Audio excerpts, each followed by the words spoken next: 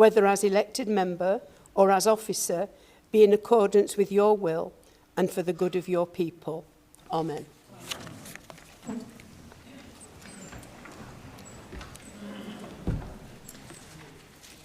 In the event of having to evacuate the council chamber, would everyone leave by one of the 2 exits at the rear of the chamber?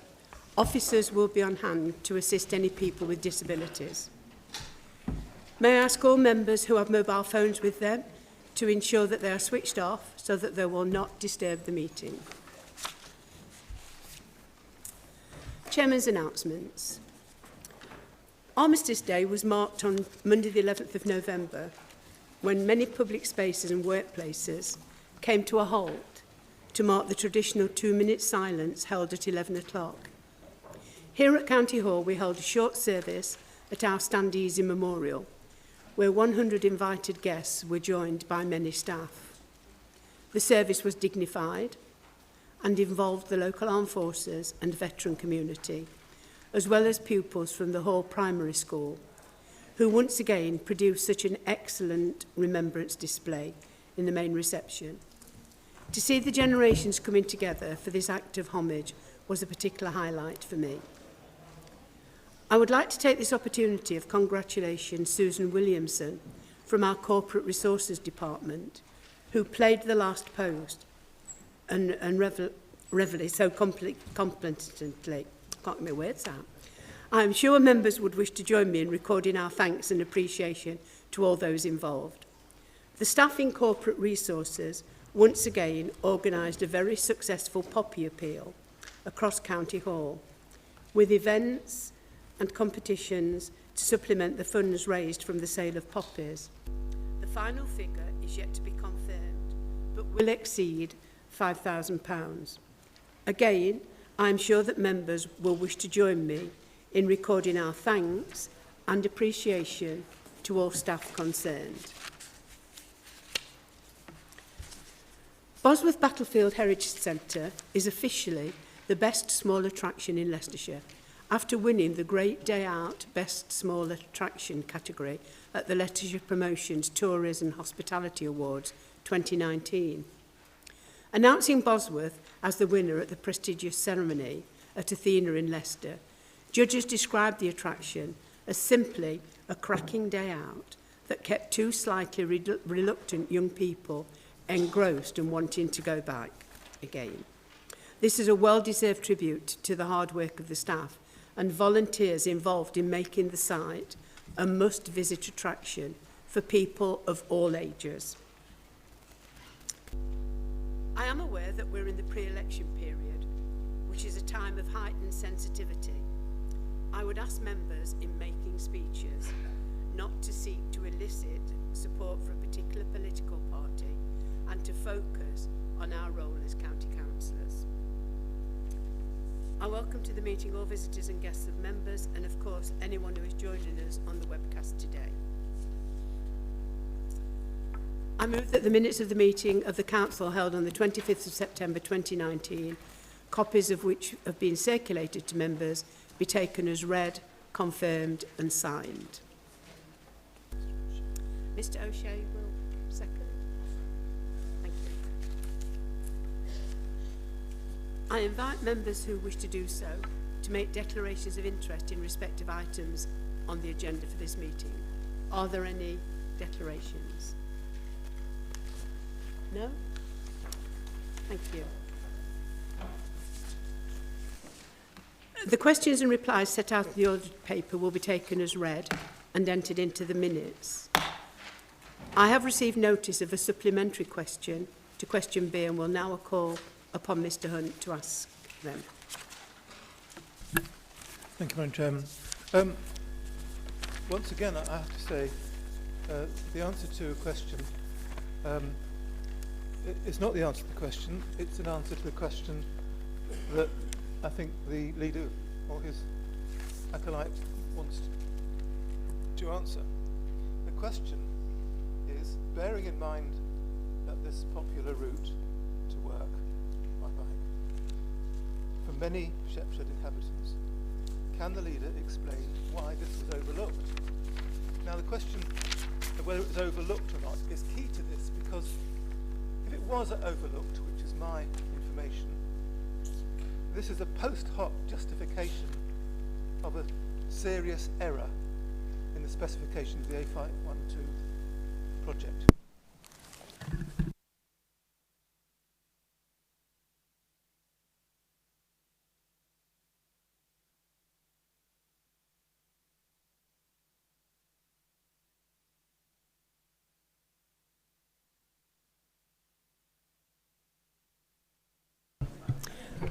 Members at the back are saying that they can't hear. Okay, No. Can everyone hear me? We're just going to check, so if you just... I'll, Is it possible, we couldn't hear, is it possible for the replies given that the question is re-put? Thank you, Mr Osborne. I am going to ask Mr Hunt to do that when they've done something with the sound system. I don't know if you can all hear me now. Could Mr Hunt try again?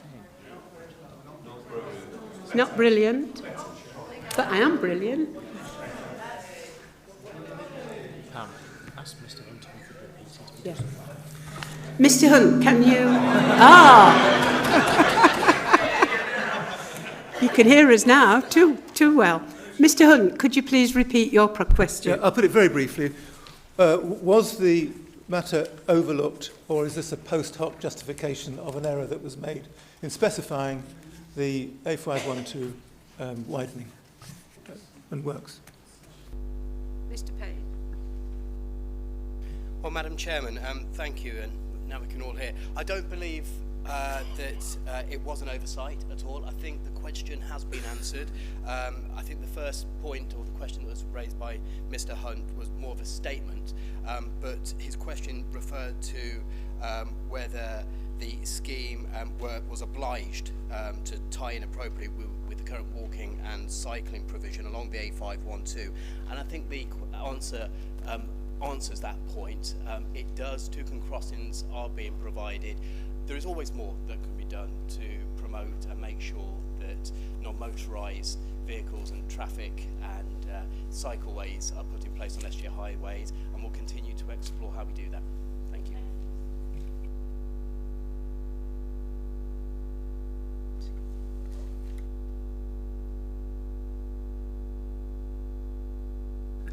Number 3, which is an extremely helpful response, which says that on such major road projects, recent guidance requires appropriate user groups when considering to be consulted, when considering what facilities can be included.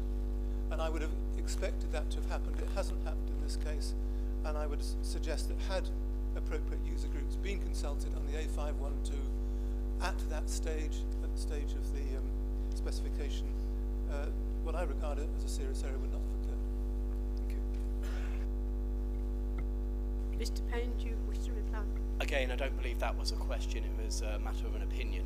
But as the response has already said, there was a user audit conducted for this particular scheme. Thanks. Thank you, Mr Payne. We now receive position statements from members of the Cabinet. The Leader will make his statement.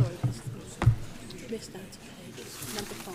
Oh, sorry. Agenda item 5. Oh, sorry. To the Constitution Committee, Mr Rushen to move. Chairman, can I move the motion on the Green Order paper marked A?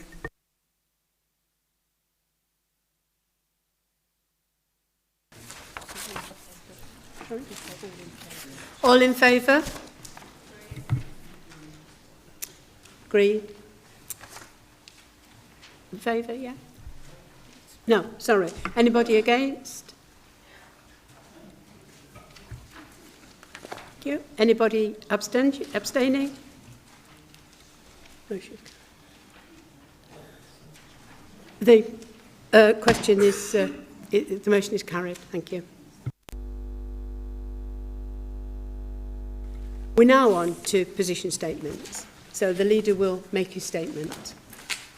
Madam Chairman, thank you very much. And although it's rather early in the month of December, it is our last full council of the year. Can I take the opportunity to wish yourself, Madam Chairman, Merry Christmas, Happy New Year, and also to all other members of the County Council of all political parties and place on record our thanks as the administration for everybody's good work and diligence in attending meetings and contributing to the work of Leicestershire. So thank you all very much. My position statement, Madam, obviously the first item is about the serious flooding which has occurred in Leicestershire, especially in my division, which has been particularly hardest hit. So we've been called out 246 times in relation to flooding, 59 roads were closed and sandbags were delivered to 56 properties. In November there were 160 call-outs, 27 road closures and 15 requests for sandbags. That's in addition, if I can place on record, Madam Chairman, in addition to what the district councils have done, and I think they've all worked very, very hard, and I know my own district council has made a substantial contribution to helping with what has been a serious problem.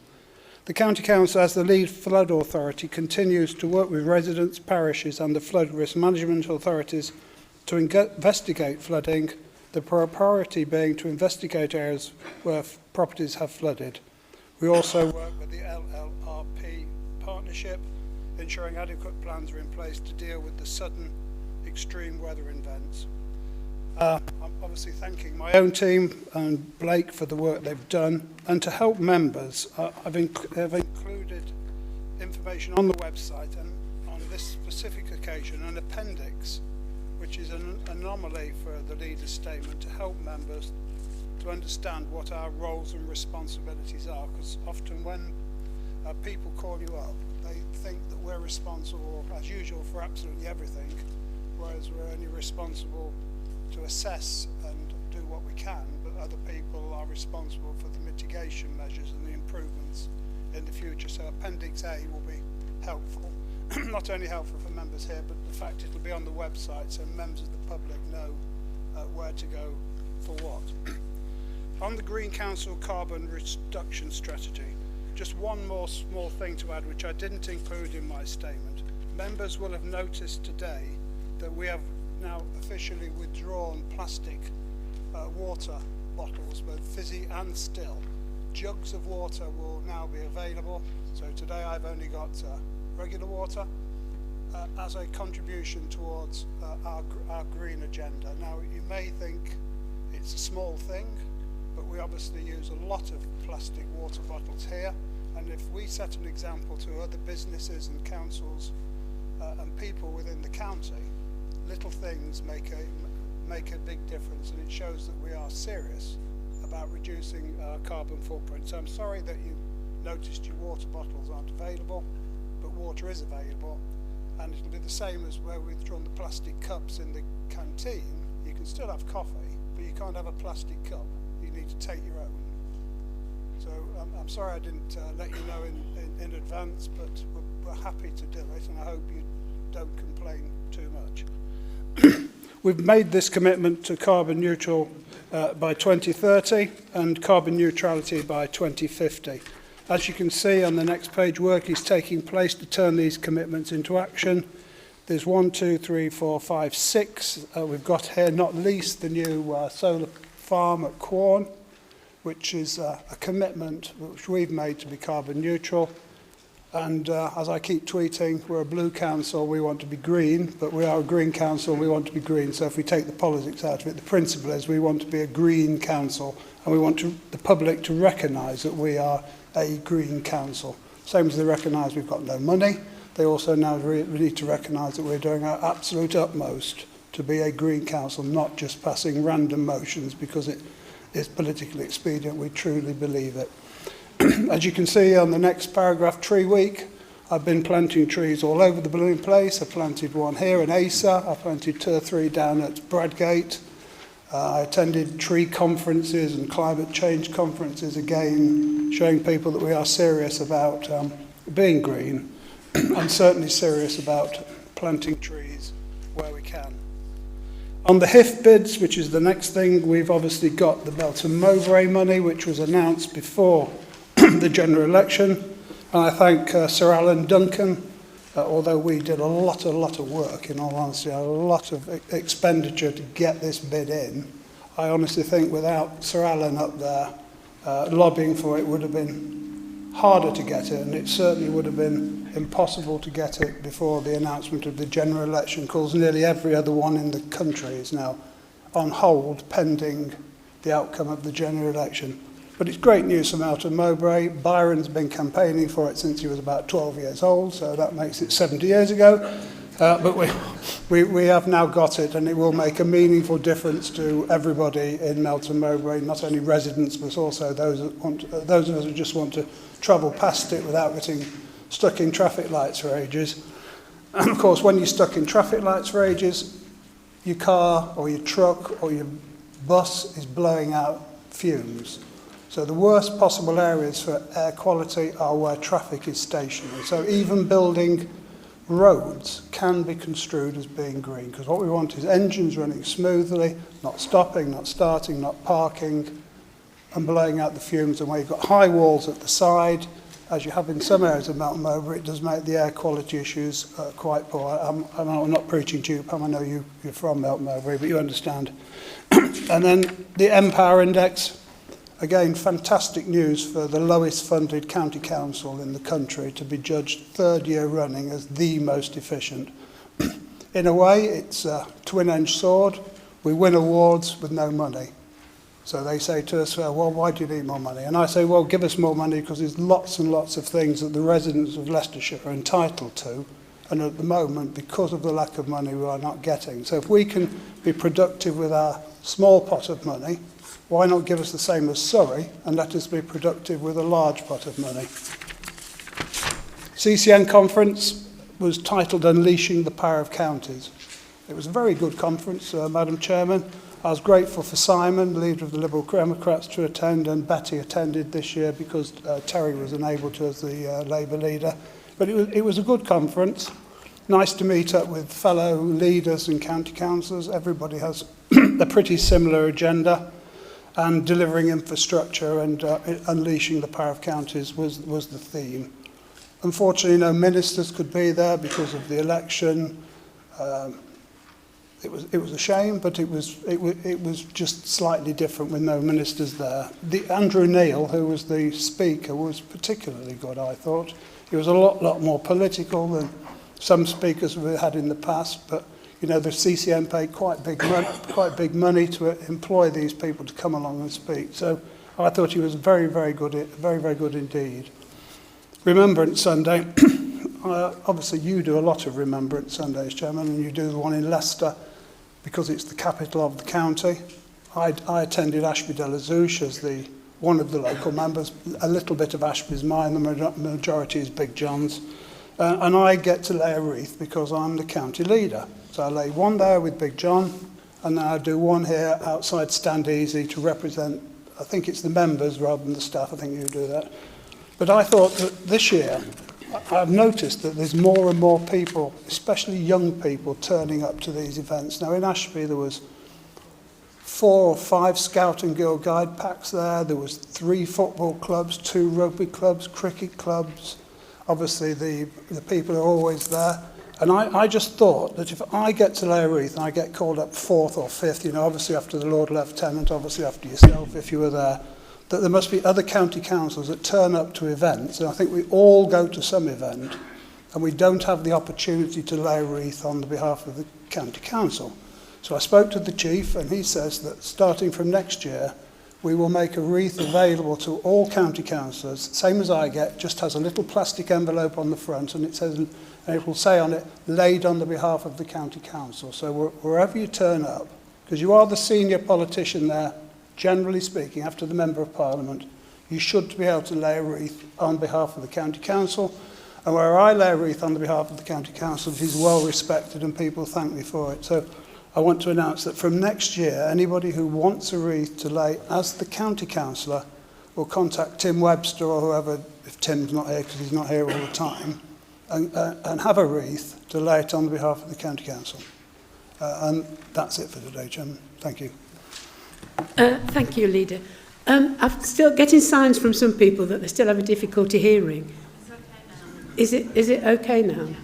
Right, thank you. Mr. Feltman. Thank you, Chairman. Right. Couple of things, particularly about the Green Council. Delighted that that's been going ahead, and also obviously some of the projects that are underway, particularly about the tree planting. So much so that in my own parish, in Kidworth Harcourt, one of our councillors decided to apply for some saplings, and lo and behold, a couple of weeks ago, 400 of them arrived. And so last weekend, he, with a whole team of volunteers, plus actually some children from the primary school, all went out for a couple of days and planted them. So I spoke to him last night to congratulate him, and obviously because it's such a good thing. And he said it was so good, he's ordering another 400. So that will be really good. And then that, it all helps, doesn't it, to keep the flow of trees being planted around the county. And the other point I was going to make about Remembrance Sunday, I've been very fortunate and honoured that in my own parish I've been laying the wreath now as chairman of the parish council for about the last 6 years. But before I was given that role, or elected to that role, I have to say I stood there as a member of the county council while the fire, the police, the scouts, the local newspaper, the parish councils, all presented, and I did feel slightly that perhaps I should be laying my own one for the county council. So I have to say this is very welcome, and I should perhaps have to find someone else to carry my parish council one, otherwise I have to lay two. But yeah, delighted. Very, very good news. Thank you. Thank you, Madam Chairman. Yeah, we've had a lot of areas where flooding has occurred this time. And as I've asked for previously, I think county needs to look at its capital investment in alleviation schemes where we can put some more money in again this year. In my patch, we've got a lot of old mine workings and quite a lot of new houses. It's not a good combination where flooding is concerned. And I'll ask the lead member to look particularly at the scheme which was recently completed at Bath Lane and Via Divana in Moira, which is widely perceived to have failed. It was completed in October and it flooded badly again in November on the 14th. I think we need proper investment in this and get a comprehensive job done. Thank you.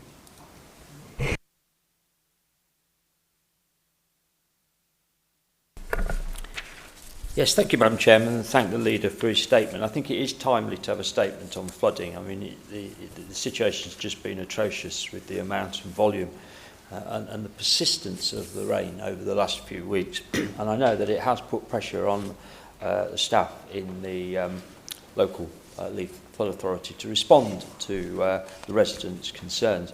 And I think it is right. We do need to give people as much information on how to access help and support and what the county council can and can't do in these situations. I do think as this becomes more regular occurrence, that we are going to have to look at the amount of resources and expertise that we do have here. In my opinion, it would be a high priority, because I think that the staff there are actually, they've got too much on in trying to respond. And that's not a criticism in any way. It is just the volume of expectation is rising when these events occur. I think there is a particular problem with residents' understanding, what's become much more of a common problem, saturated gardens, which is not specifically referred to riparian owners where there's a watercourse. But I get more and more requests for help, what can be done to help people.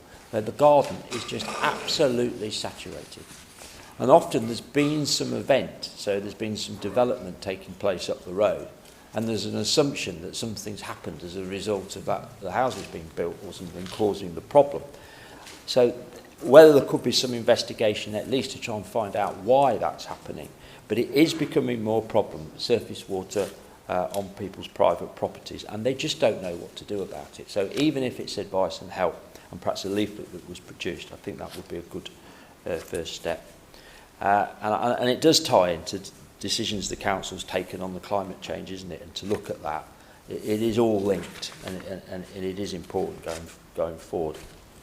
And then just briefly, I wanted to comment and welcome this initiative to provide the opportunity for members to lay wreaths on Remembrance Sunday. I agree that it is.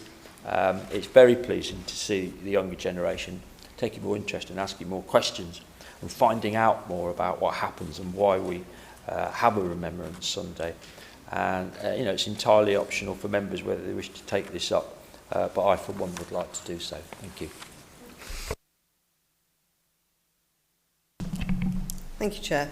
And I thank the leader for his report. And I'm very pleased that we are explaining to the public better our response to flooding.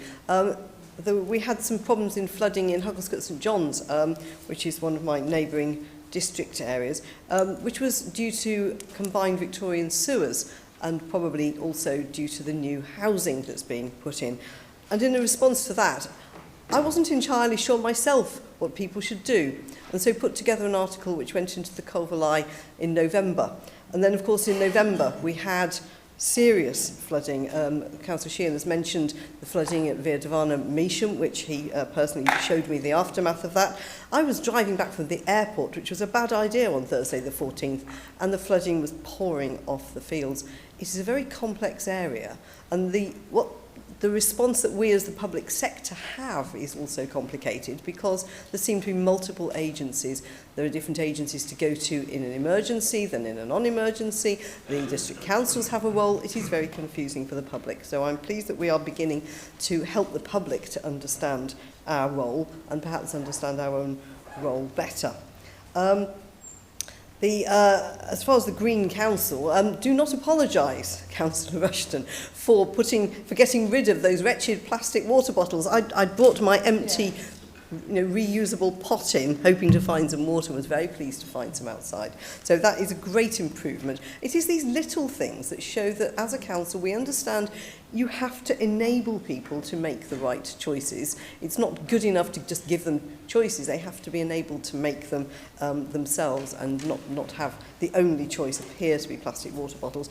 And that goes through for all of the green changes that we are putting forward as a council, which of course I'm extremely pleased to see.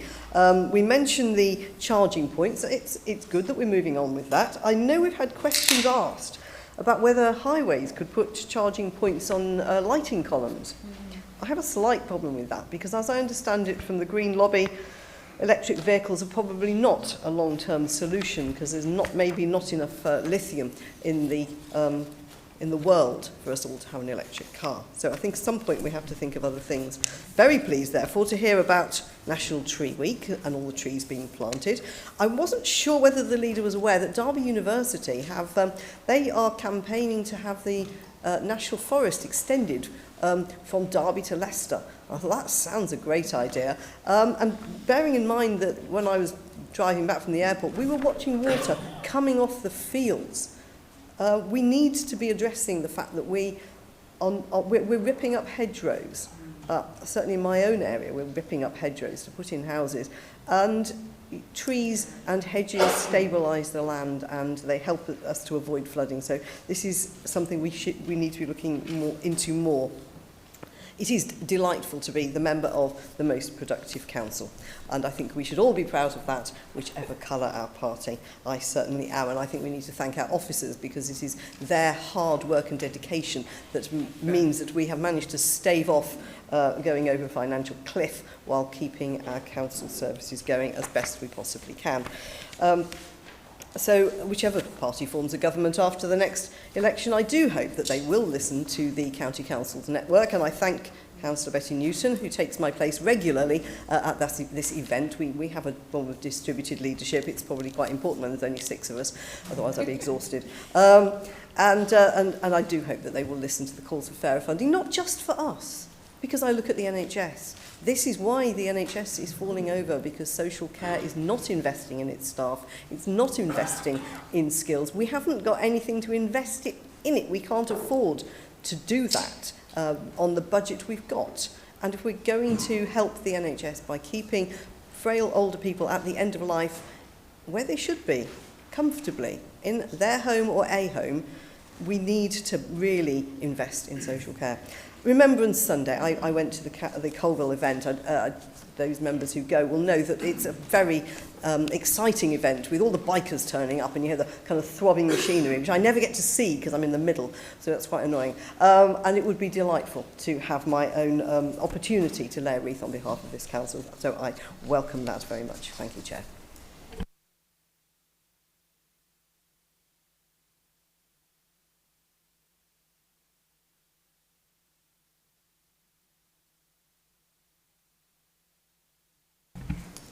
Thank you. As Divisional Member for Stony Stanton and Croft, I would just publicly like to thank both county officers and Blaby district officers for the superb effort and partnership working and help they gave to my residents for the flooding in Stony Stanton, and indeed the ongoing investigation and work that will continue. And I'm sure you all share my thoughts for the people who will not be in their own homes this Christmas across the county, because I know I have several residents that won't be in their own homes. But I just wanted to say thank you very much.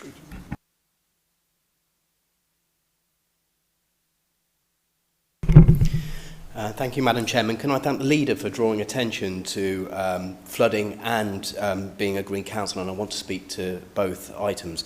As lead member for the department, I was actually engaged in lead member meetings when the incidences of flooding were tallying up, particularly in North West Leicestershire, and the teams were coming in to brief the director. I happened to be there, so I happened to be briefed at the same time. And I want to put on my personal thanks, on record, my personal thanks to the transport operations teams led by Pat Clark and all the people that work in the winter in the gritters, in the summer doing the grass cutting. These are the people that went out there and helped people in our communities with the sandbags and the management of the flooding that took place. I think it's absolutely right that we recognise that something's happening out there. It's the wettest November on record, I understand. And I'm being told by the team in the Highways Department and the E&T Department that we're seeing areas flood that we've never seen before. So I've asked them to do a piece of work to see whether there are patterns emerging between new development in particular and flooding near and associated with new development. It's probably the right time to do that because obviously there are other organisations that will need to go in and make sure that sustainable urban drainage systems are actually working and up to the job.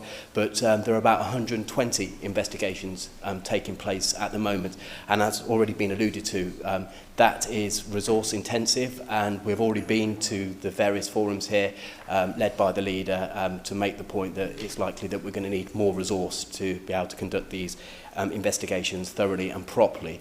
And then it's the business of a multi-organisation approach to deal with these flooding incidences and be assured that we have every intention of making sure that we do everything we can to minimise the impacts of flooding. In terms of gullies, I think it's an appropriate moment just to bring Council up to speed with a new programme. Those members that sit on the Environment and Transport Overview and Scrutiny Committee will be familiar with this, but we have a new system. And it's taken 3 years to trial and pilot, but for the first time we're cleaning about 110,000 gullies a year in Leicestershire.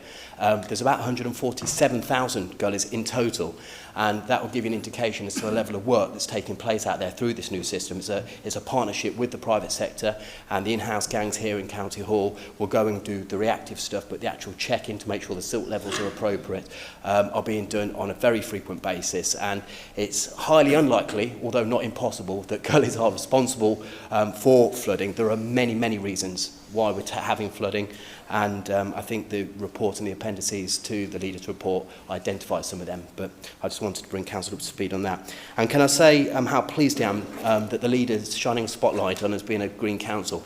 I think we have to thank the leader because it's under his leadership that he's really embraced the environment. He signed the Council up to the UK 100, the Clean Energy Scheme.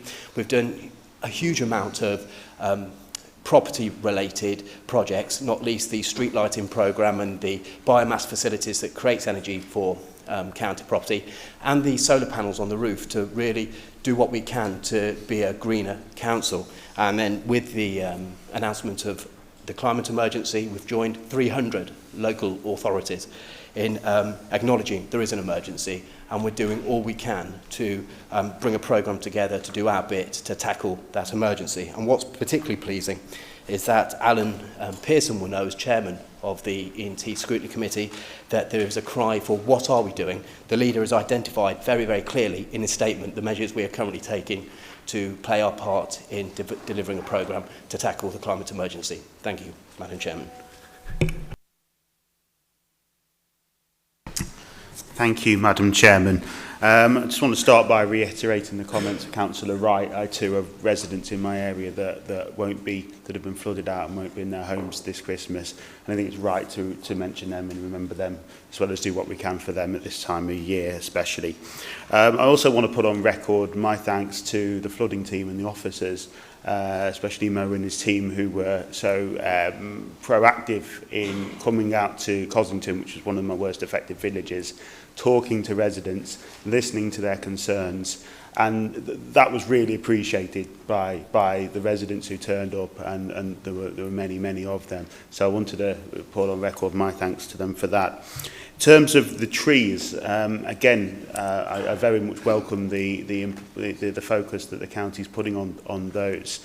The trees are obviously not only important for the environment, but also for the aesthetics of our area, especially those of us that, like myself, who are fortunate enough to represent the rural divisions.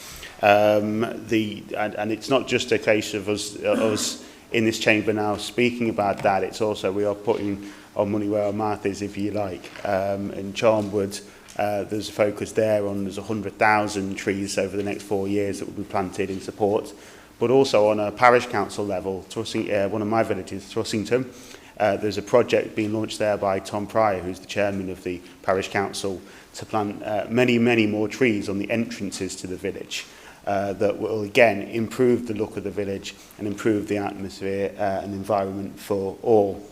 And I want to thank the officers at Leicestershire County Council at the Highways Department, who have been so good and so quick at responding positively to the requests for putting trees on county land. They couldn't have been more helpful, and I know Tom and I are very happy with that. It's another example of how we really are putting into practice what we talk about in terms of the importance of trees. Thank you.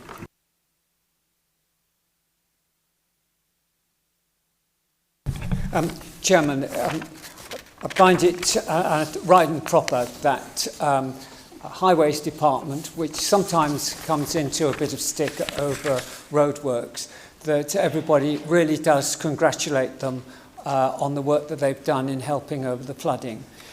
In my village, which got flooded, and in villages which I represent also got flooded, I'd have to say Highways Department were extremely quick on coming out and helping to alleviate, but also very quick in doing the essential repairs so that it was safe for people to at least walk through the village, let alone wait for it to dry out and be able to drive through. So if could pass on our thanks, please, to the lead member, to all the staff there. There was one question that I wanted really to ask, and it's unfortunate that I'm speaking after lead member, because it was about the carbon reduction paper. And I do welcome, as everybody else will do, the paper and what the council and cabinet are doing in their allocation of resources. But there was one part that I didn't quite understand, or that perhaps it was just the interpretation of it. And that is where it says, as members will be aware, the council has made a commitment to be carbon neutral in its own activities by 2030. I just wondered whether that commitment to be carbon neutral by 2030 in its own activities, it's the section of saying in its own activities, I didn't quite understand whether those were the activities which represent the core strategy on which you make a report to the government so that there's a benchmark so that all councils can be judged on it, or whether it's the wider ones for which the council has a disproportionate responsibility for carbon emissions. Admittedly, they work with partners over it, but I wasn't sure whether that just was a fairly restrictive set of criteria, and that was the criteria with which the government does require the returns for the benchmark. Thank you, Mr. Thank you, Madam Chairman. For the sake of clarity on Peter's detailed question, I think it would be best if we write to him so he fully understands it. I don't want to answer on the hoof, so we'll write to him with a full answer so he's got the answer. Can I thank generally everyone for the support of the Reed scheme? I think it will stand us in good stead going forward. It's not obligatory. Those who pay for your own, please continue to pay for your own, because it saves us a little bit of money. But I think, thank you, Terry and Simon, for your support. On the flooding, the plastics and the National Forest, these things are all linked, you know. It's all to do with climate change. So we are making efforts, but we do continue to make more. We'll need to make more efforts. You know, we've all had flooding in various areas. We've all thanked officers and district councils for people for stepping up to the plate. It was really, really difficult because it wasn't just one area. You know, it was the whole county had areas where it was flooded. And also you need to remember that although we're wanting to recruit more flood prevention type people and people into environment and transport, you're up against two significant problems. Over the years with austerity, Blake's department has taken a disproportionate amount of savings. You know, we've protected children's services, rightly so, we've protected adult services, rightly so, but some of the maintenance things, the nice to have, the want to haves, have either withered or have actually shrunk. Now it is our policy going forward that if there is more money, we do need to start spending the same sort of money that we've spent in the past on adult social care and children's social care, to start to redress some of the balance, to try and get him back to when I did his job. He's probably spent doing the same job with 20-30 million pounds less than when I did his job, and I've not done his job for 12 years. So we need to start to put more money back into services, place-based services, I think Byron calls them, rather than people-based services.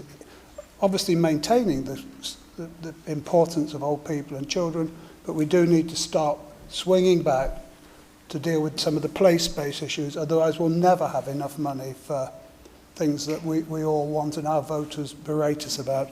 But also remember that when we start looking for people to design flooding or roads or that sort of stuff, they're not out there.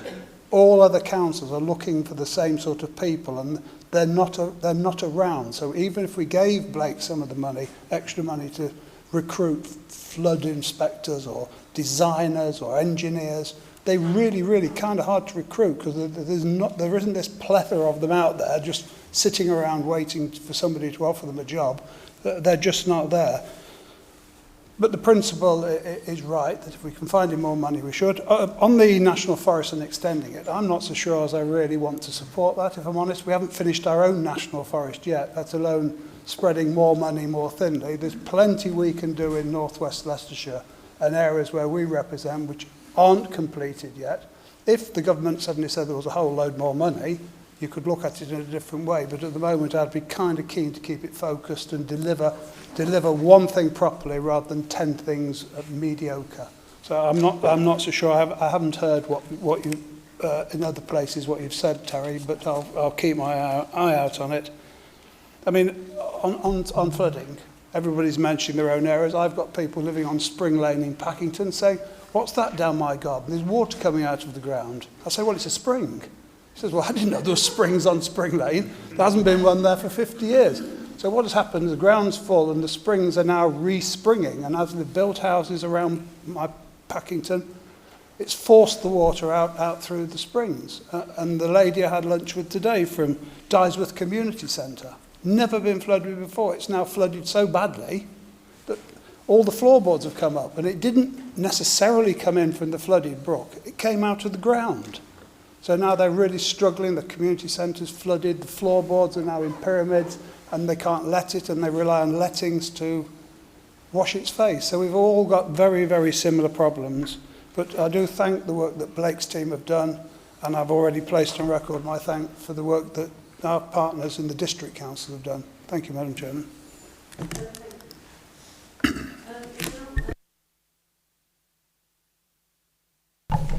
Thank you, Chair.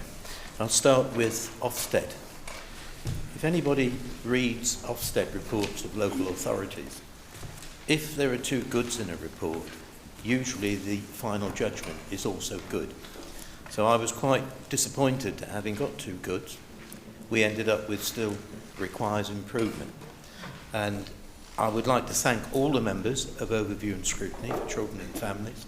They have assiduously questioned the officers since the last inspection in 2016. They've been provided with data that shows the progress taking place.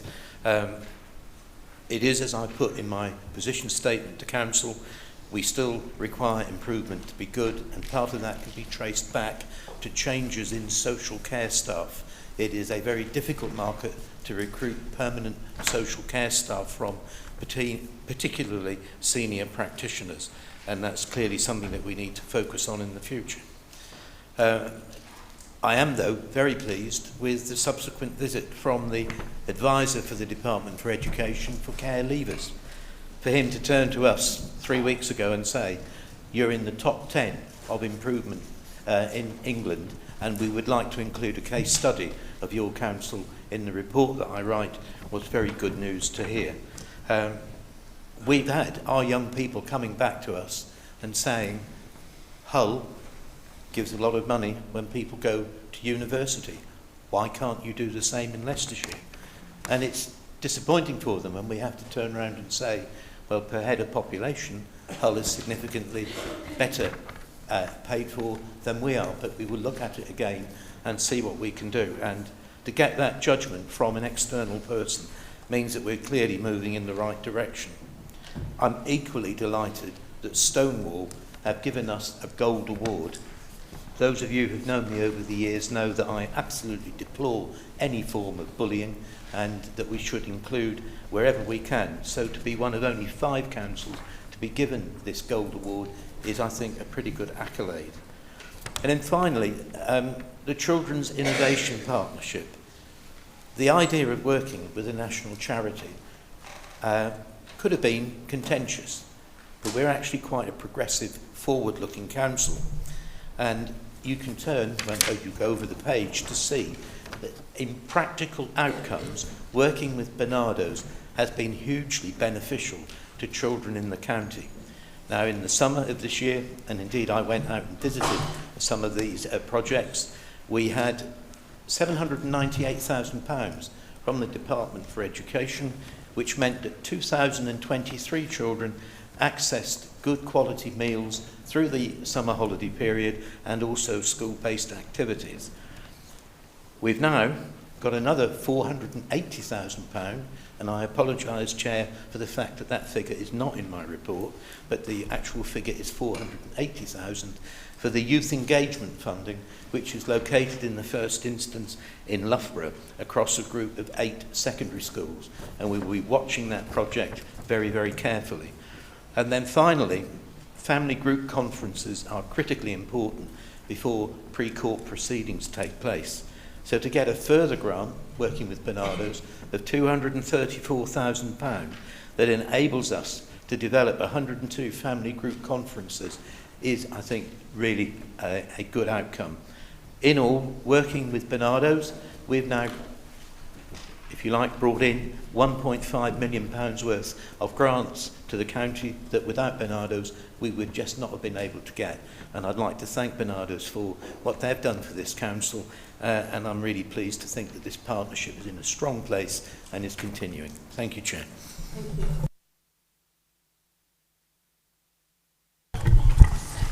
Thank you, Chair. And just to pick up on a couple of points in Mr Old's statement. The first one is Ofsted. I also shared Mr Old's disappointment with our rating. We were really hoping that we would achieve good, but I think it just shows that we are very nearly there, and we've made huge steps forward from where we were at the last Ofsted report in 2016. I'd also like to put on record my thanks for all the staff who've worked so hard to improve the services we provide for our children in Leicestershire.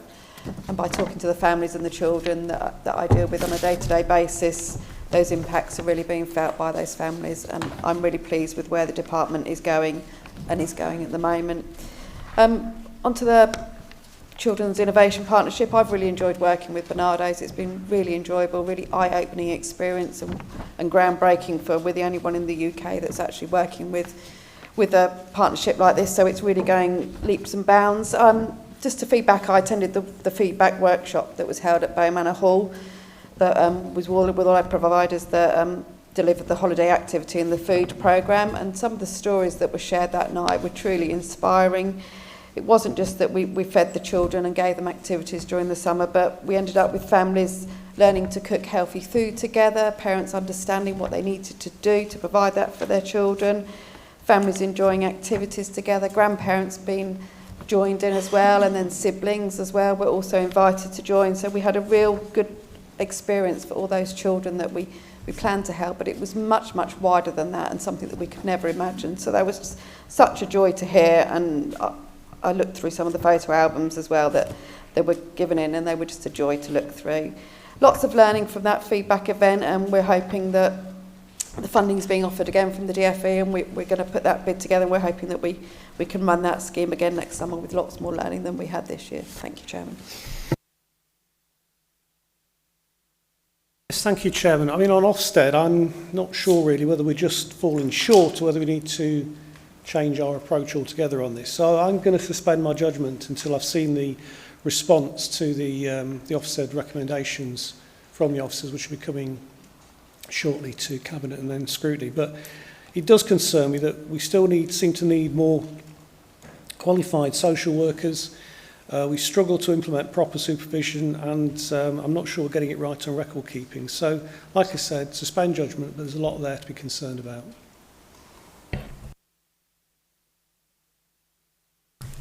Thank you, Chairman.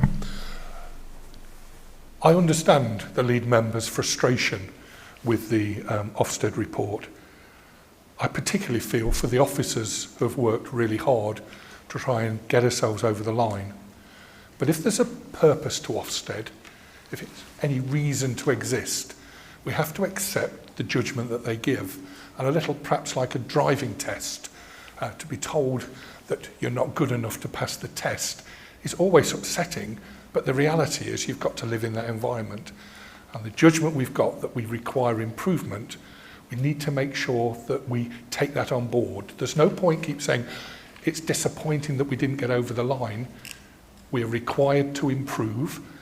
The trick now is for all members and officers to work collaboratively to make sure we do everything possible to make sure next time that we get that good rating.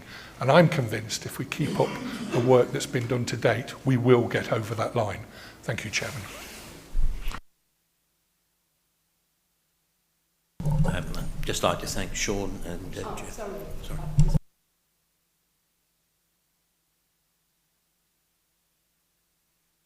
Thank you. It was a contentious issue at the beginning when it was first mooted to be partnered with Barnardo's, but the success so far has exceeded all expectations, and it looks as though it's going to be a fantastic partnership for in the future. As for the Ofsted report, I refuse to say that I was disappointed. It's good. The officers are obviously very dedicated towards the improvements. The report should be looked on as a badge of honour, really, that we have made it a lot better.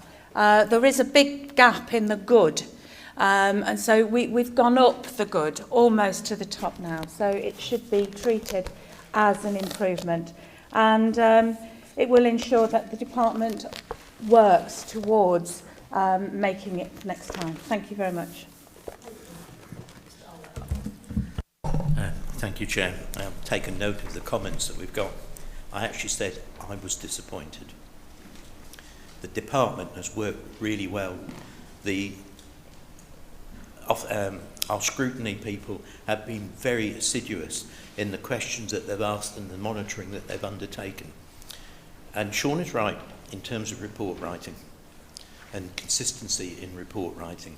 And part of that is reflected by the changes of personnel. So it's an area that not only the lead member, but also the scrutiny, the relevant scrutiny committee will need to keep under close examination for the future. But I've seen the work that's been put in the department at first hand, and those officers have worked their socks off. I am actually really proud of what they've achieved, but I'm also disappointed that the outcome is one that still says we require improvement to be good. Thank you, Chair. Now for the Chairman of the Scrutiny Commission's report. So Mr Galton, please. Yes, thank you, Madam Chairman. I felt it was timely, as did the other Scrutiny Commissioners, to bring a report to the Council, just letting you know that the new statutory guidance on overview and scrutiny came in earlier this year. We have looked at that and compared that guidance to the current practice within the County Council, and we are generally satisfied that we are meeting the requirements. And it did make points about the culture of the organisation and the need to be open and to have effective scrutiny. And I think that there are things that can be taken into account from what's happened in other councils, and I refer in particular to Northamptonshire, where the lack of scrutiny, for whatever reason, either because scrutiny was ineffective or it was blocked from doing its role, I don't know, I can't fully comment on that. But either way, some of the issues and some of the problems there have been because there hasn't been open and effective scrutiny. Now, that may have been why they looked at the guidance and why it has been revamped. But generally speaking, the culture here is good. We operate an open system. We bring lead members in front of scrutiny as and when required.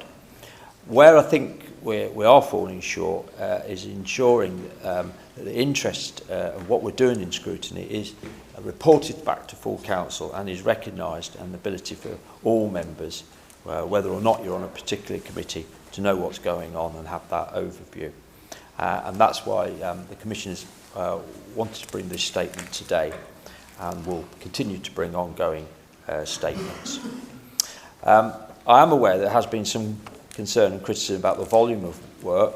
I can't really apologise for that, because it's not something that we control. If we need to respond to a report that is going to Cabinet, we have a certain amount of time, a window of opportunity to do that, because Cabinet are going to make that decision whether we comment or not. So we have to work around the timescales that are available to us. And yes, that has meant some quite long meetings, all-day meetings and gone. Always open to suggestions for change, but we continue to review this. But in the end, it is responding to the workload that the Council is undertaking, and the pace of change, I think, will continue. Review panels are an important part of the Council's work, and recently there's been the one on corporate parenting, which completed its work in June, and also now the scrutiny panel on multi-academy trusts, which I know there was a lot of interest in. Relationship between members and the council and school academies is being looked at. I understand there's been quite a few people come in to give evidence to that, which has been helpful, and that report is due to go to Children and Family Scrutiny on the 3rd of March. Chairman, I'm happy to take any questions. Thank you, Chair. I would like to thank Simon Galton for that excellent report.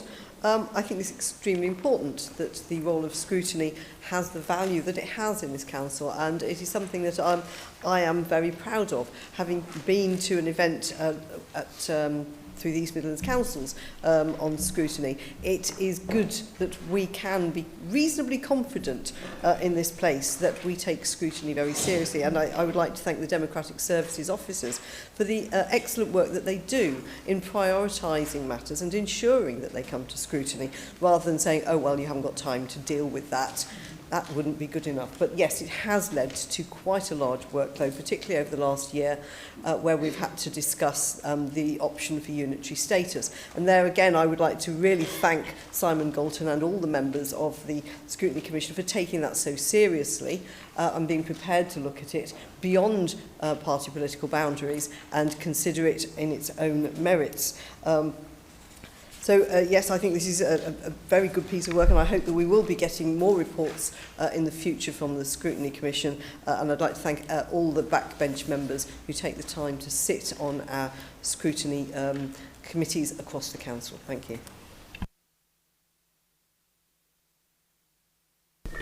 Thank you, Madam Chairman. Thank you, Simon, Rosita, Peter Bedford and Terry for the work you do on scrutiny. Plus, thanks to all the the other members who attend and members who substitute, because as you know, we do take scrutiny seriously. We fund it properly, and I encourage all my Cabinet Lead members to attend when they're requested, and if they don't attend, I will speak to them. We do follow government statutory guidance, and as Simon says in his first paragraph, we think we are doing a good job with scrutiny. If you think we're not doing a good job, Simon, you don't need to wait to come here, or you, Terry, you can approach me directly. It is exceedingly important that we are scrutinised as the executive by the members, and that we take your points seriously, and where we can act upon them. So whilst I'm leader, scrutiny will be resourced properly, not only with money but with officer time, and if you have any problems, please approach me, because we want to do a good job. Thank you. We now oh, sorry, Mr. Galt. Just thank members for their comments, Chairman. There's nothing further to be said. Item 7, annual report of the Director of Public Health. A note is that the Health and Wellbeing Board at its meeting on the 28th of November 2019 welcomed and supported the report. Mr. Brecken. Thank you, Madam Chairman. Council may recall that the last two annual reports of the Director of Public Health, Mike Sands, who joins us here this afternoon, have presented data via infographics. 2 years ago gave a broad overview of health in Leicestershire, and last year we looked at multimorbidity and frailty. For both, it was a case of letting the data speak for themselves in order to generate a discussion. On both multimorbidity last year, and then also for the overview, it was air quality that seemed to generate the most discussion. This time round, the Director has been more directive about the topic, physical activity, and what needs to happen as a result of the report, which is mobilising a number of sectors and organisations behind taking a whole systems approach to getting people more active. Being physically active is pretty much the best thing we can do for our health, the miracle cure that we've always had, but for too long we've neglected to take our recommended daily dose. People who exercise regularly have a lower risk of developing many long-term chronic conditions. It can reduce your risks of major illnesses such as heart disease, strokes, type 2 diabetes and cancer by up to 50%, and it can lower your risk of early death by up to 30%. Research shows that physical activity can also boost self-esteem, mood, sleep, quality and energy, as well as reducing your risk of stress, depression, dementia and Alzheimer's disease. Despite the very best efforts of partners such as Leicestershire and Rutland Sport, or LRS, it has been a concern that physical activity levels in Leicestershire are not what they should be. Leicestershire should be aiming for at least above national average of levels of activity. A survey last year suggested that activity levels were below the national average and were declining, which drew the Director to look more closely at physical activity across Leicestershire. Although there are some signs that physical activity have improved, the data in the report continues to highlight this as an area of concern. A recent Sport England survey showed a percentage of 3.7% increase in last year in the percentage of people doing the recommended levels of physical activity. If I could draw your attention to the physical activity profile on page 48 of the meeting pack, I have to say it does look better in colour for all those that access a colour copy, where the summary of that page would be that there isn't enough green on that page. Not enough indicators where we are above the national average. Similarly, the table on page 56 of the meeting pack, which shows district level analysis for the percentage of people walking or cycling for travel rather than leisure. Again, it's lost in black and white, but I do think that there are too many reds on the performance there. It's not all doom and gloom though. The data on children and young people on page 59 through to 62 would suggest that generally children's activity levels are in a better place than adults, which is very good news. Like many complex issues, there is no simple fix for this. For a while, experts have been advocating a whole systems approach to physical activity. This recognises that over decades we have become less active. For all the gyms that have opened up, we generally have less physically demanding jobs. We take public transport less, we use the car more, and we walk to the shops or wherever less. And for social media and the PlayStation 4, might exercise the thumbs and fingers, but it doesn't do any wonders for the muscle mass. The report sets out the director's view what needs addressing to get things back on track. There are 6 actives. Active environment, which is making the most of our lovely green spaces we have in Leicestershire, and making sure that things like our housing developments have the right infrastructure in place to support that activity. Active travel, making it easier to get to places by foot or on cycles. Active early years, which is working with schools to deliver activity and embedding activity into the curriculum. Active workplace, recognising we spend a lot of time at work and delivering through the LRS the Wellbeing at Work package. Active communities, working more generally with communities to empower them to find their own initiatives and solutions, and targeting work on those communities that face barriers to participation in both sport and physical health. And lastly, we need to work with the NHS to ensure that physical activity is medicine, so as to make the most of the schemes that they have, such as exercise and referral, which can offer big benefits to people with particular diseases or conditions. The report sets out a flavour of current work in all these areas, but it won't be a comprehensive list. Of note, though, is the Daily Boost. Leicestershire were ahead of most of this in the country, rolling out, with a public health grant, what is known more generally in schools as the Daily Mile, which is getting primary school-aged children to run or walk a mile each day. The important thing is that this needs coordination and concerted action. I am sure the Director will, alongside his colleagues in LRS, provide that direction, but we need all organisations, notably the district and borough councils and the NHS, to engage with the Council on taking forward these recommendations. Personally, I found that this report targets all of its readers to take some ownership for their own health. It says to me that a major part of our health and well-being is in our own hands, and it also says that if we can get this right and deliver this agenda item, the reduction on cost to the NHS will be a sizable one. It is worth noting as to how many actions for physical activity in the active travel and the environment sections would have a huge impact on reducing pollution, which may well give members an indication on next year's Director's Report focus. The Director will need support from all members in this chamber to get out and lead this work in the districts and boroughs and across the NHS. I hope all members will assist in delivering this. Finally, I'd like to thank Mike and his dedicated and professional team in public health for all the work they do in delivering public health, the agenda across Leicestershire, and I'm very happy to recommend the annual report of the Director of Public Health 2019 be noted with this Council's support. Thank you, Madam Chair. Mr Old. Thank you, Chair. In seconding the motion on the paper, we need to hold a statistic in our mind. The percentage of physically active adults, 64.3%, is significantly worse than the national average, 66.3%. However, the great strength of Mike Sands and his team is that they don't just identify a problem, they actually also offer a solution. And the solution is in the areas referred to, the 6 active and the physical activity as medicine.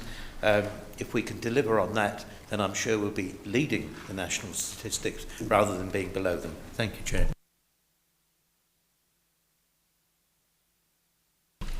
Thank you, Chair. I mean, as usual, it's a really informative and interesting report, which Mike's always are, and there's a lot of food for thought. There's 3 things that came across my mind when I was reading this. One is, I would hope this would mean a sea change in highways attitude, that they become pedestrian focused instead of car focused. Because it has a heavy use of pavement and the roads, but pavement in particular, it can be less than the odd one or two, less than exciting to walk on.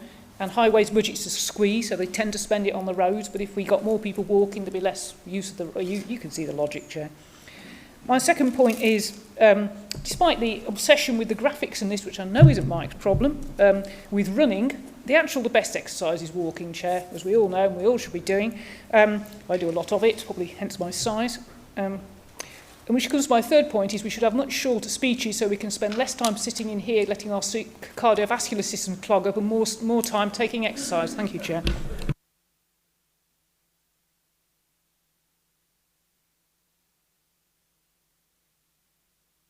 Thank you, Madam Chairman. I think we're all of one accord on this report. I think the best time to discuss obesity is always after lunch rather than before it. I mean, the critical thing in this report is page 39, paragraph 4, which Ivan has highlighted, the percentage of physically active adults being significantly worse than the national average. So I think we have got to learn the lessons of this report, and I'm sure we're going to endorse it, even if we don't all manage to implement it. I think the report really ought to be taken in. At the same time, we should look at the other report that came to Health and Scrutiny, and that was related to this, of course, and that is the question of air quality. We were given some quite frightening statistics last week when we were told that air quality accounts for the second worst cause of death in the United Kingdom. It's apart from smoking, it is the highest cause of death, and I'm not convinced that it's getting any better in this county. And we were told that the road transport is at the top of the list, with the particulate matter, PM and NO2 being the cause. So I think that when we look at our climate change action plan next year, I hope we will give serious consideration to the impact of not only what we are doing to the environment with increasing pollution, but what we are doing to ourselves. And of course, we have to bear in mind what I regard as the excessive development of the countryside, which we are being encouraged to support. There's some serious issues here, and I hope that Mike Sands' excellent report on obesity and on air quality will be taken into account. Thank you, Madam Chairman. Thank you, Chair. I'd like to thank the Director of Public Health for his excellent report as usual. I'd also like to commend this Council for taking forward the report and dealing with it on previous years, such as air quality, which has already been mentioned. I'd like to raise a few things, if I may. First, on page 47, it shows the disparity between girls and boys in terms of participation at 5 to 15 years. This disparity does continue into adulthood in terms of the difference between men and women. I'd welcome further investigation into access rather than participation in activity. I know across my division, which I'm sure is seen across everybody's divisions, at the weekend we see countless boys and men playing football or rugby on countless pitches that we have. I don't see the same for women and girls. Secondly, on page 56, we talk about active travel, where we actually point to a reduction in children walking to school. And as you have heard me before, this is something I've talked about lots in this chamber. But also, only 1 in 5 adults get to work using their legs, or by walking or cycling for 3 days a week. I think it's important to consider how we transition people out of their cars, and even if it's just walking to the bus stop on a daily basis. We need a coordinated effort to understand how people travel, why they're using their cars, and what is the barrier to change into other forms of transport. But I think one of the things that I would say, as a woman who runs fairly regularly across my division, we're really lucky. I have several walking and biking routes across my division. They're not safe for me to use. If they're not safe for me to use on my own, then they won't be safe for the countless women and men who are using them on a daily basis. So I think we do need to think about how we're maintaining our walking and cycling routes, which is just as important as maintaining our highways. I'd just like to leave a point. It's something that Sarah has already raised. I read a really interesting article. It's in a book called Invisible Women, and actually one of the things that's been done in Sweden, which is about transitioning, road gritting. And I actually transitioned, instead of gritting roads first, they gritted pavements first. And they saw a 50% reduction in trips, slips and falls in people into A&E. So actually, if we thought a little bit differently and put the pedestrian first, then actually would we get a different approach locally? Thank you. Thank you, Chair, and I concur with all previous comments. Welcoming this report from the Director of Public Health, it's something I'm very passionate about. The idea of health in all policies is something that I think I've mentioned before, and that I know is supported by the College of Public Health. He mentions on the report, as our Director, page 39 or 80, I can't remember, yeah, 39, can't read my own handwriting. Over-reliance on cars and motorised transport. I'm sure I've said this before, but in my own area of North West Leicestershire, that was noted by the RAC, that there are more people having to travel to work by car because there is not the public transport that people need. So I'm very pleased to see in paragraph 8 the idea of healthy planning design. By the way, there's a typo there. It's not Dane, it's design, sorry. And it would be ideally be adopted by all district councils. I don't want it just to be ideally. I want it to actually happen. That we need to actually be working with our planning authorities because, as the Director points out, on page 58 or 16, depending on which number you're looking at, if we're going to prioritise walking and cycling in new developments, in fact, if we're going to actually make it easier, when you get out in the morning and you go, oh, I can't be bothered to take the car, it's too much effort, I'll walk instead. If that's how people think, then we are beginning to win, but that's going to be very difficult to do. I know that when the South East Colville development was first mooted, and they came to the parish council with their lovely glossy designs, what they were going to do, and they were going to open up an old railway line, and it was going to mean people would be able to walk from that site right into Colville without having to get out their cars. All the children would be able to use that, and it never happened. We went out on the lovely bus tour, the A511 improvement bus tour, which was very good, and Councillor Alan Pearson knows how much I enjoyed showing everyone around on that one.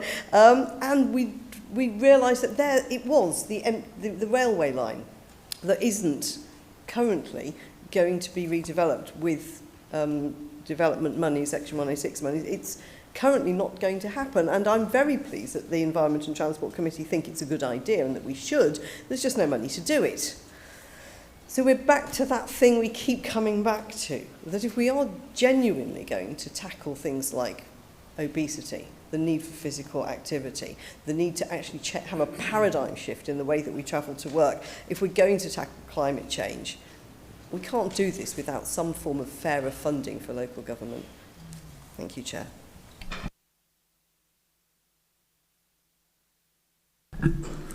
Thank you. It's the same theme, and what I want to say really is, first of all, that this is a really hot house of ideas. You know, this sort of paper brings forward the best in us. And the one or two items like that we talk about climate change is another one. Difficulty for cabinet members particularly, but certainly for members, is we're tossing out all these ideas to our excellent staff. We need to make it clear which ones are important and which ones aren't. And I would say that the reports from the Director of Public Health are extremely important for all the reasons that have been said. And the most important thing, of course, in the report is implementing it. And I'm very pleased to see on page 70 the feedback from last year's report, and we're going to look forward in a year's time to read the feedback from this report.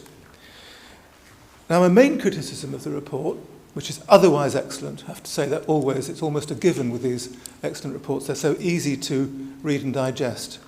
But my main criticism is that, you know, we always think that we don't have silos in this authority. You know, everybody's working together for the common purpose. But if you look at the paragraph on active travel, that's paragraph 9 on page 40. Public Health will continue to seek opportunities. It says Public Health Department, Director, Staff, will continue to seek opportunities. And it goes on to cite planning authorities, the developers, sports bodies. And yet we've been talking in this room about our own Transport Department.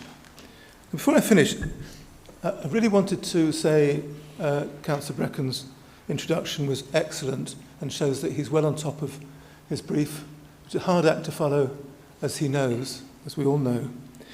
I'm not going to ask him how much walking or cycling he does. But what I'd like to ask him, if he's discussed the report with his opposite number, Councillor Blake Payne, and got his director to talk to the Director of Transport. Has he done that? Because that's the start that as Cabinet members, or as members, we need to be doing with this report. Thank you.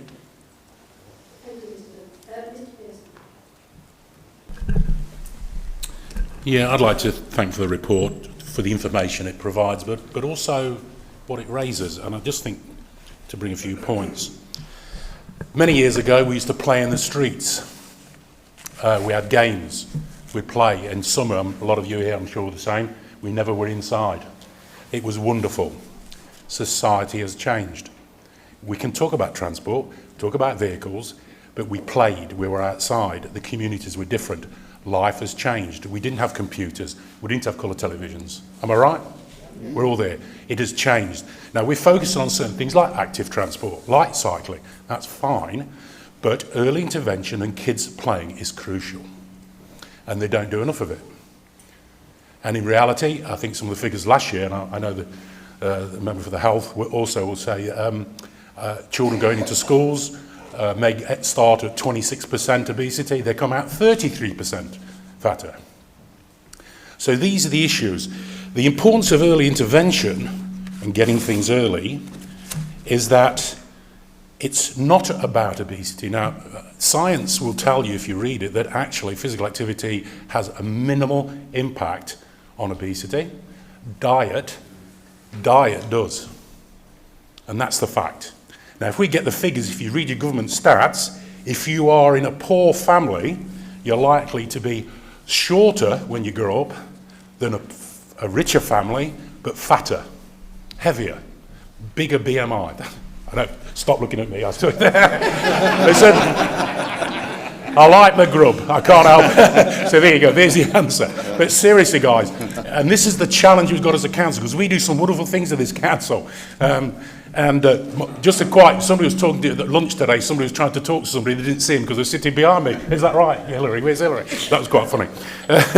But so we've got to look at the challenge of the diet, the food, and how we can challenge that to make healthier food more accessible. The food that's full of high calories and sugar are cheap. Bonkers. It's cheap. So people fill up on that. The main thing, and it is evidence-based, there's evidence out there that clearly indicates, and it's not about obesity when it comes to physical activity, it's about what it does to that human being. Sport and physical activity is crucial. We've all been there. It gives children and young people better self-esteem, better well-being. It's wonderful what physical activity and sport can do. It gives them learning skills. Children who are physically active read and write better. It's there in the figures. And I know, again, this council has been working hard to push this, research it throughout, but it's very difficult in today's society. So I do recommend this report. This is one of the most important things we can do, is physical activity and early intervention. But the one thing that does worry me, we're calling it medicine. Crikey, physical activity should be fun. And it's excellent. So I want you to get the TV on tonight, because I know John will be watching Everton Liverpool tonight. He's getting excited there. But that's the top. That's the top accolade. But you know the best thing in the world? When you see kids in the street playing, running around, making their own games, and doing a bit of hopscotch. Thank you.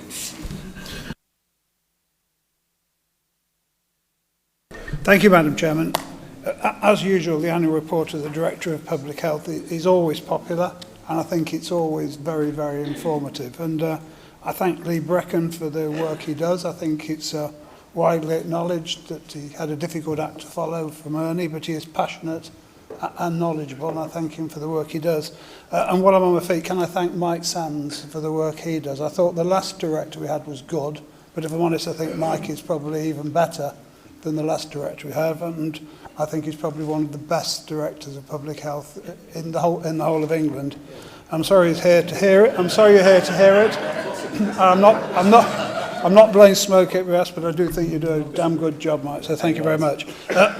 And also, don't forget, we do all this again, unfortunately, with being one of the possibly lowest funded public health bodies in the country. So we do good work again, unfortunately, with little money. So I thank Terry again for mentioning fair funding, because if we can do what we do with no money, imagine what we could do if we had proper money. On the cycling and walking and pavements, Sarah, you're right. Over the years of austerities, unfortunately, pavements, sidewalks, whatever you want to call them, have suffered. He's managed to maintain the A and B roads on which were judged by the government, but unfortunately some of the C roads, the even minor roads, and some of the pavements have suffered. And again, if we do have money, it's something that I'm passionate that we now need to start reinvesting in.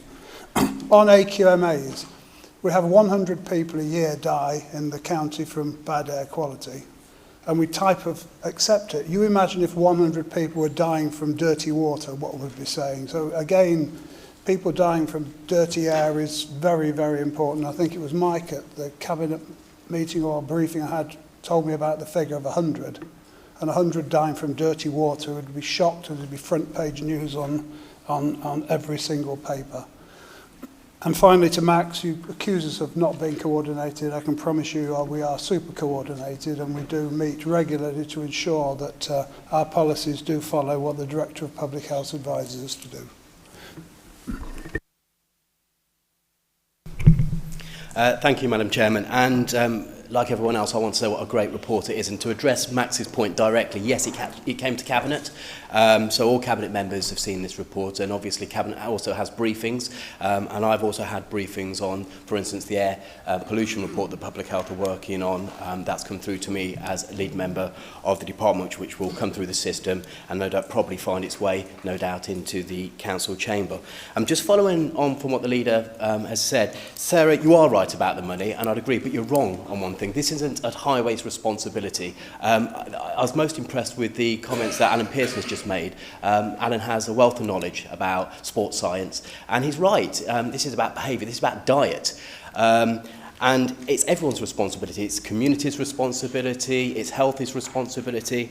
I think the leader's just made the point that we have a statutory responsibility as a highways department to maintain the highway.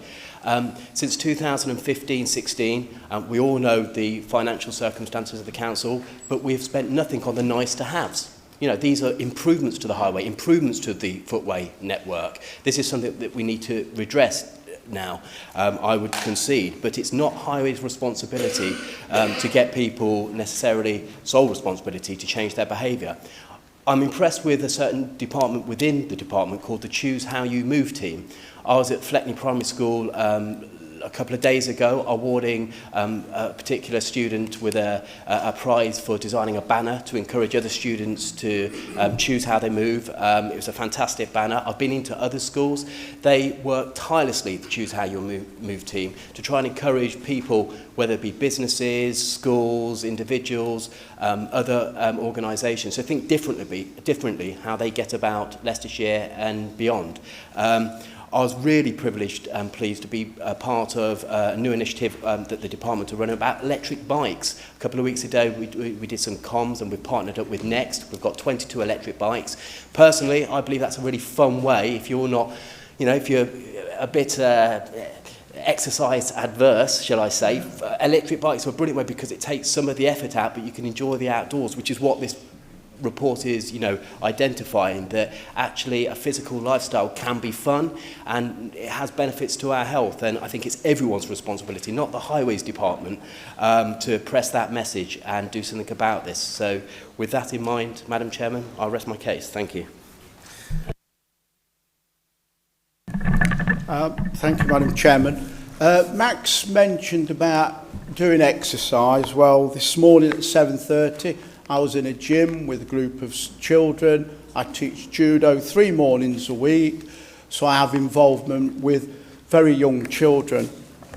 Previous to that, I ran my own health club with 2,500 members, recommended by doctors and hospitals to attend. But what I'm going to try to say is everything is altered so dramatically. We've lost youth clubs. Now, in my early youth, I'd be going to youth clubs to teach judo. We don't have the youth clubs. I know there's a wry smile from across there, but if you want the truth and we want to try and understand the problem, we've got to look at it. Seriously. So we've lost youth clubs, which was a start to people being able to go, get involved in different sports and activities. They're relying on primary schools, what you do in schools, Well, I can tell you, I see school coaches and people standing there with a whistle and telling everybody to run round, and they don't really understand what they're trying to do. So it is a very serious. This is fantastic because it's the base to begin to get going. It's a good story. But it's talk the talk, Mike, it's the walk. So it's trying to build positive and real plans. What I find in health and fitness is that people go in all different directions. I had a formula that was successful and worked. People visited a gym. On the 10th visit, a program change. Everything was done properly. Nobody was allowed to jump in and do things. It was controlled correctly, and so people became more interested. They then began to feel a little fitter because they wasn't allowed to over-fatigue themselves and feel so ill they could hardly climb out the shower and go home. That, you know, so there has to be the science in how we do this and how you motivate people to do things. But it's a dramatic change that we need. And it's got to be a way that it's universal and spread across, that people are more enthused about the thought of doing exercise. And also it's a great community because all of these youth clubs and sporting clubs created communities and friends and socialising, where now everybody wants to sit and watch the sport. The chance to actually go out and compete and do things is really, really critical. So it's a good start. And this is a storyline and telling us where we are. But really the skill is actually building forward, and how do we do it? People have mentioned planning. So why is not every new development, and people may smile, got an outdoor gym? You can provide outdoor gyms for probably 25, 30k. But they're there and people could use them. And you'll say, well, they are safe because they're all isolated, single units to affect the correct muscle. You just sit on it and do what you have to do. And they're very good. It's a way of encouraging people to feel more involved. And if you've got a park, there's a reason to go and do that and do something else. It's a start to do something which we could easily do through planning. That wouldn't be far too outrageous to be able to tackle it. So I think it's trying to build a plan now. We know what it is. Mike's told us, here it is. But how do we go about it? How is we as an authority, the worst funded in the country, able to say, well, yeah, we'll give you $500,000, $1 million, let's open a few clubs for young people, which we really do need. But it's the funding that we haven't got. So I think that's the key to that. The other point I want to mention, Mike, is that the air pollution that we talk about, and the leader suggested how many die, and he's smiling like Billy O because he knows. In health, what we're doing at the moment, we're only measuring a chemical called NOx. But the real killer is PM 2.5. Now that is part of the fumes that comes out of exhaust of lorries mainly, but it has a massive impact on the human body.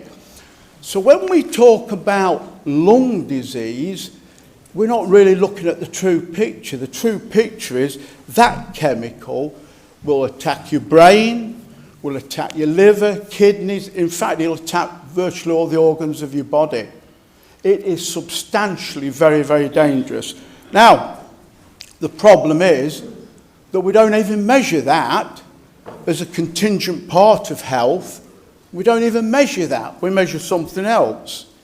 And most of our people who work in that department spend a day or 2 days or 3 days. We don't have a commitment to say, look, we heard how the leader described it. You know, if we were breathing in the air, and we are, and we've got children in schools, as I've got in Ibstock, a school along a road where children are breathing in all these terrible chemicals, and they affect the brain growth.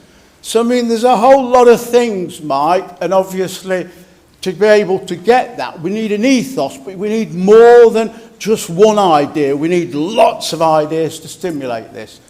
Thank you, Madam Chairman. Thank you, Mr. Harrison. If just a reminder, if we can give your remarks to the chairman and not to other people. Thank you. We now go to Mr. O'Shea. Thank you, Madam Chairman. I'd just like to say it's an excellent report. I've read it thoroughly. Obviously, I'm obese and I'm not proud of it, but I tell you what, I do walk, and I can walk up to 3 or 4 miles a day, and I enjoy walking, and I also enjoy cycling when the weather's better. However, what does concern me is youngsters today, where they don't do the exercises that we used to do. You said, Alan, we used to play in the streets or in the parks. We used to go out, and nowadays they're playing on computers and whatever, and lodged in their houses, and it's a shame, it really is. But what I'd like to comment in is the comment about our females and our young ladies as well. I'm very proud to say that in my ward I've got active female football teams.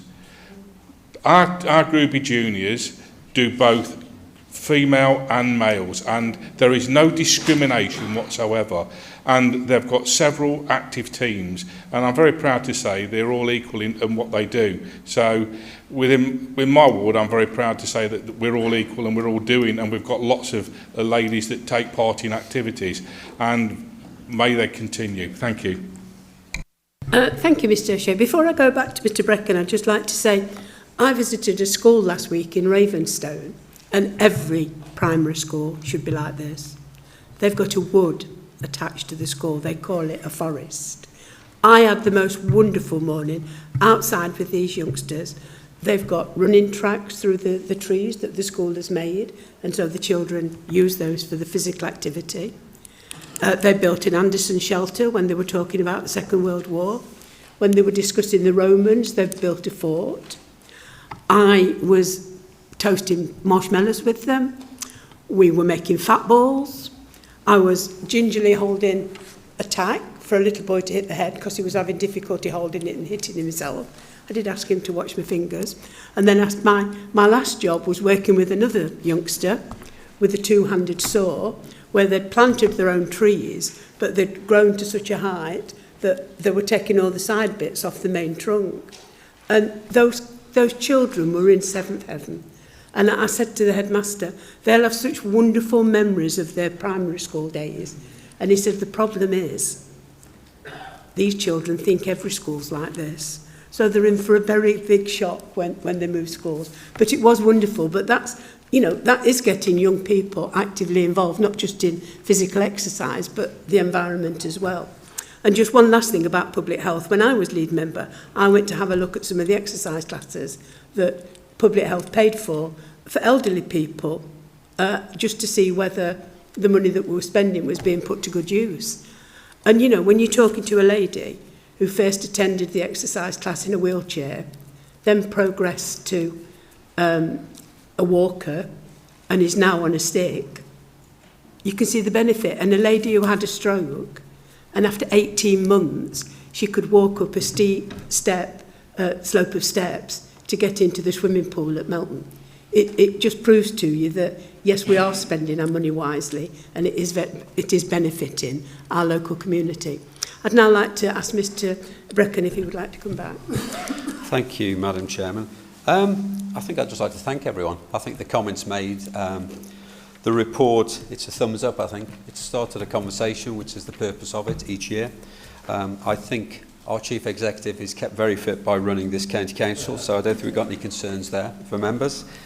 Scrutiny, I think a lot of the comments I heard from members today were picked up at the Health Scrutiny Overview Committee, and I think certainly Mike's got a good handle on them. He took those points away, and I think they are sort of covered in other work that's going on at the moment. Air quality is very high on the agenda. Mike's doing a lot of work with that, with authorities and all our partners, our districts and borough councils, so there is joint working that we're looking at as to how we can improve air quality, so that is a big part of our green agenda. It is all our challenge, it's also an opportunity, and I think we need to start educating people as to how they can help themselves. So if 60% of all the population of adults are not exercising enough and are classed as obese, I think we need to work on that, and I think it's something we can do. So last, I think you heard from some Cabinet members, the Cabinet are very aware of this. I think they are very assured, and I think members should be assured that this is a key priority for this Cabinet. So Thank you. Thank you, Mr Bricker. So the annual report of the Director of Public Health 2019 be noted with all of our support. Thank you. Now on to the annual delivery report and performance compendium. Mr Rhodes will move, Mr Shepherd will second. Yes, Chairman. We bring this report to the attention of the Council each year, and it's 2 years since we revised the strategic plan for the outcomes framework. It expires in 2022. So we're reporting on the first 2 years of the strategic plan. And I want to pay at this stage particular thanks to the team in Business Intelligence, and particularly to Andy Brown, who actually writes most of this report for us every year. And I think he must write nearly all of the 125 pages that we've had the pleasure of studying in the last week or so since we received it. So it's a comprehensive analysis of every area of service activity, including the debate we've just had on public health as well, the significant parts of it which address that as well. When we look at delivery performance, we always look at it in the context of, well, what can we do with the funding we've got? Quite a number of comments have been made this afternoon about fair funding and the inadequacy of funding, and I've spoken very often on that subject, as you know, and no doubt as I will say much more in the future on it as well, until we do get a better funding allocation for this council. But one of the things that comes out of this report, and it also comes out of a parallel report, which some of you may have seen, which has been issued recently by the organisation, or the benchmarking organisation in Empower, because they look at it in a slightly different way to us, and they measure outcomes in a somewhat different way, compare them with the inputs, largely financial inputs. And for the last 3 years, including this year, they've rated Leicestershire as the most productive council in the country, the first out of 149 councils. And we're very nearly the lowest funded of those 149 councils, as you know. We're certainly the lowest funded of the county councils. And so people say, and often when I'm at conferences and meetings and so on, at the LGA and CCN and places like that, well, how do you do it? And the answer is because we manage our affairs better than almost anyone else. Because what we do is we aim to get the very best outcome out of the inputs that we get. So it's about management. And many people see service in public life, and indeed in the wider spheres, as being in the context of how much money can you throw at it. Throw more money at it, you'll get a better outcome. And it doesn't work that way. Money only has to be used, and you can certainly get better results for more money, but only if you use it wisely.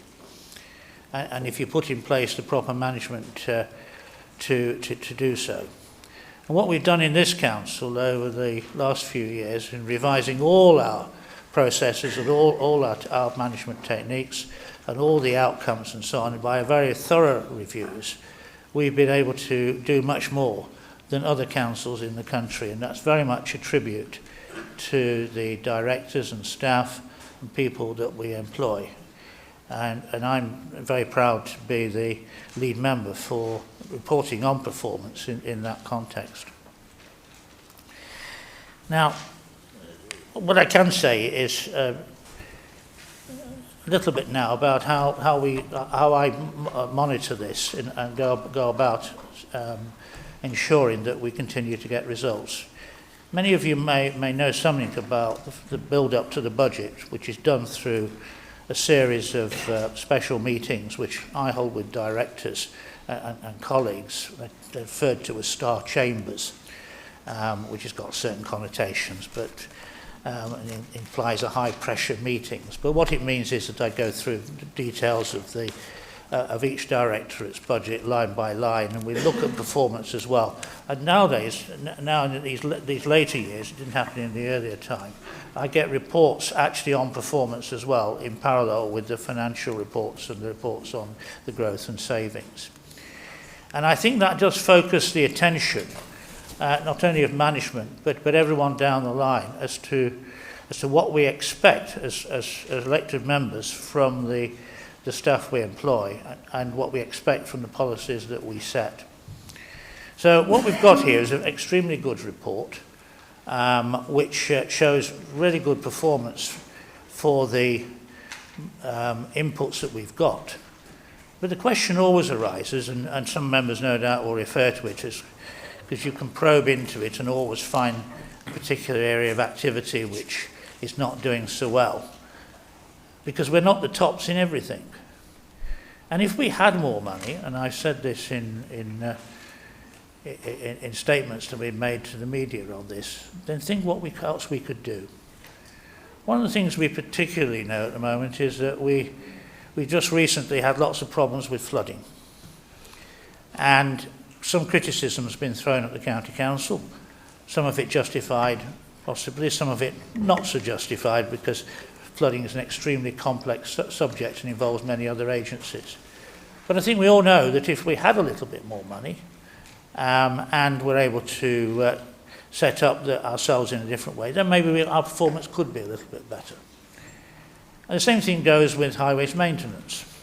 And then you can go on and through all the other activities and into children's services as well. And in spite of the fact that we get very good results across the board, which gives us this top rating that IMPAR gives us, we all know that if we had that greater input, we could do more. And I think that for the future, therefore, we have to keep up the pressure on government after this election is over, whatever government is in power, in order to get a better allocation of money. Because imagine what it would be, for example, if we got the same funding allocation as Westminster, another £300 million a year. What a joy that would be. What wonderful discussions we would have in this chamber about, well, we wouldn't be talking about priorities, we wouldn't know what to do with it. Which makes you wonder what they do with it, actually. But that's a debate which we perhaps ought not to have. But certainly in the fair funding proposals that we've put forward to the Leicestershire model, which is still talked about, it's still on the table, and it's still an offer for government to pick up, we would get another £50-odd million. And £50-odd million a year could make an enormous difference to the performance of this council. And not only then would we be number one, we would be so far ahead of anybody else that I think would be totally unchallengeable, at least for all the time that we are members of this council. So I'm very pleased to present this report. I'm very proud of the work that's been done. And I move the motion that the Annual Delivery Report and Performance Compendium 2019 be approved. Thank you.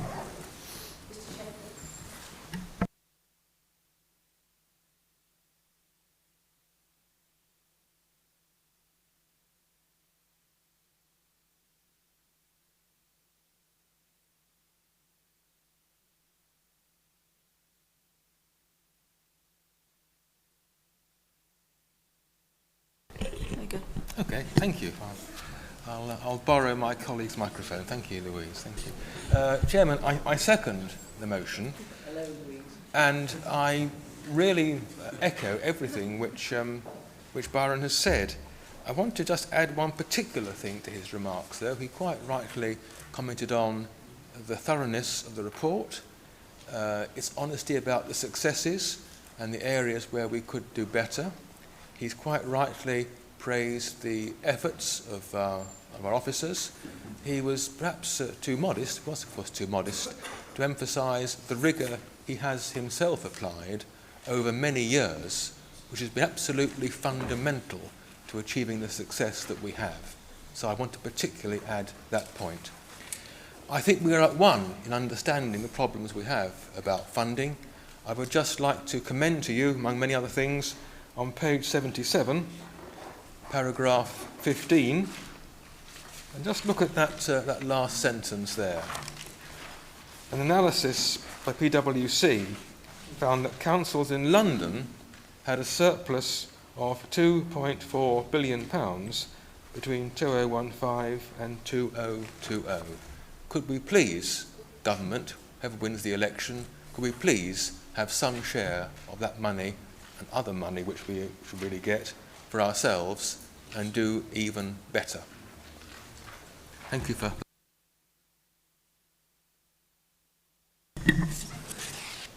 Thank you, Madam Chairwoman. It's an excellent report, actually. If you read this report, it gives you an overview of nearly all the departments, all the areas in the council. But I just wanted to focus on adult social care. We spend over £230 million of taxpayers' money each year on adult social care. It is one of the biggest areas we spend on as a council, looking after those who are unable to look after themselves. And it's no secret that it is an area of increasing demand and where we face severe cost pressures. In this very report, it just says we are looking for 5.9 million, nearly £6 million worth of cuts to the department that haven't been budgeted for. So going forward, things are only going to get tighter. And if we can get whichever national government comes into power later this month to give Leicestershire a bit more money, I'm sure it will be welcome in this area.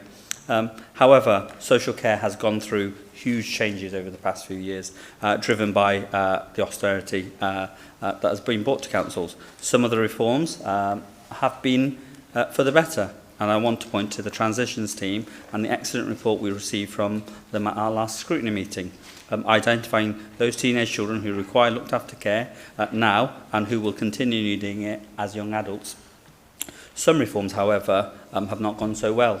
Help to Live at Home being a prime example back in 2016, and where for about a year after the initiative was launched, it was all hands to deck to divert a catastrophe from engulfing the service.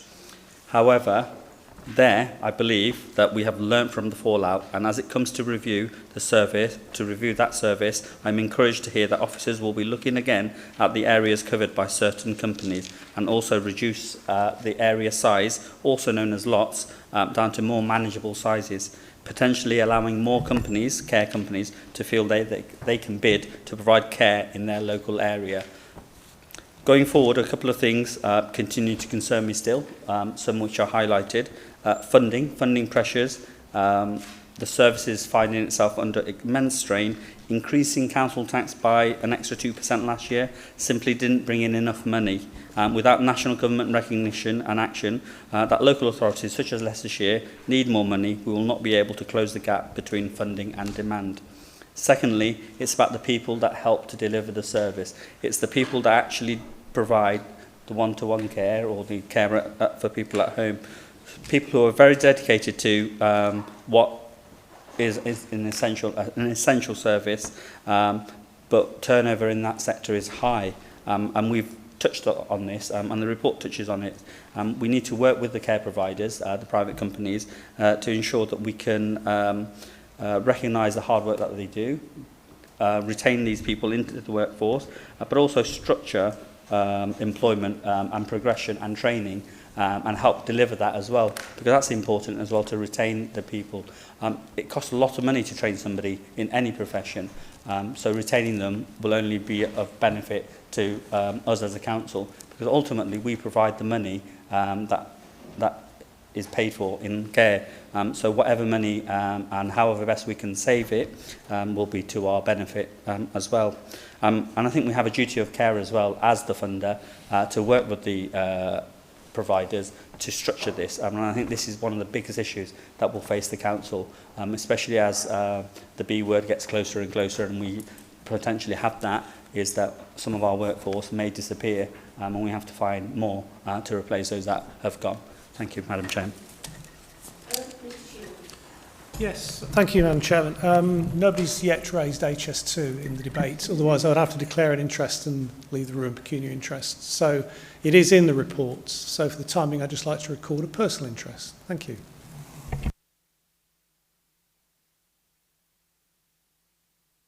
Thank you, Madam Chairman. What I'd like to say, I think we all owe Byron thanks for the work that he does. It's actually the most onerous job in the authority on the member side, and doing it for a number of years. And I have to say those years have obviously been well spent, because I was sitting here listening very closely to what Mr. Rhodes said, and he said over and over again, he said, if we had more money, think what we could do. And I was thinking, is this Mr. Rhodes I know? Is this Jeremy Corbyn? It is, I thought. he's gone over to Jeremy Corbyn. So things, you know, with age we all mature. But I also wanted to draw attention to the 7 pages of work we do in transport, let alone the environment. And I want to remind Councillor Payne that his job is not just in the narrow way that he described it in the last discussion, where we were talking about, I think he referred to maintaining the highway and keeping it safe. There are 7 pages here, many of which don't even mention highways. And yet, no doubt, it's at his doorstep that we spend £25 million on a dualling scheme for the A512 and don't put a cycleway next to it.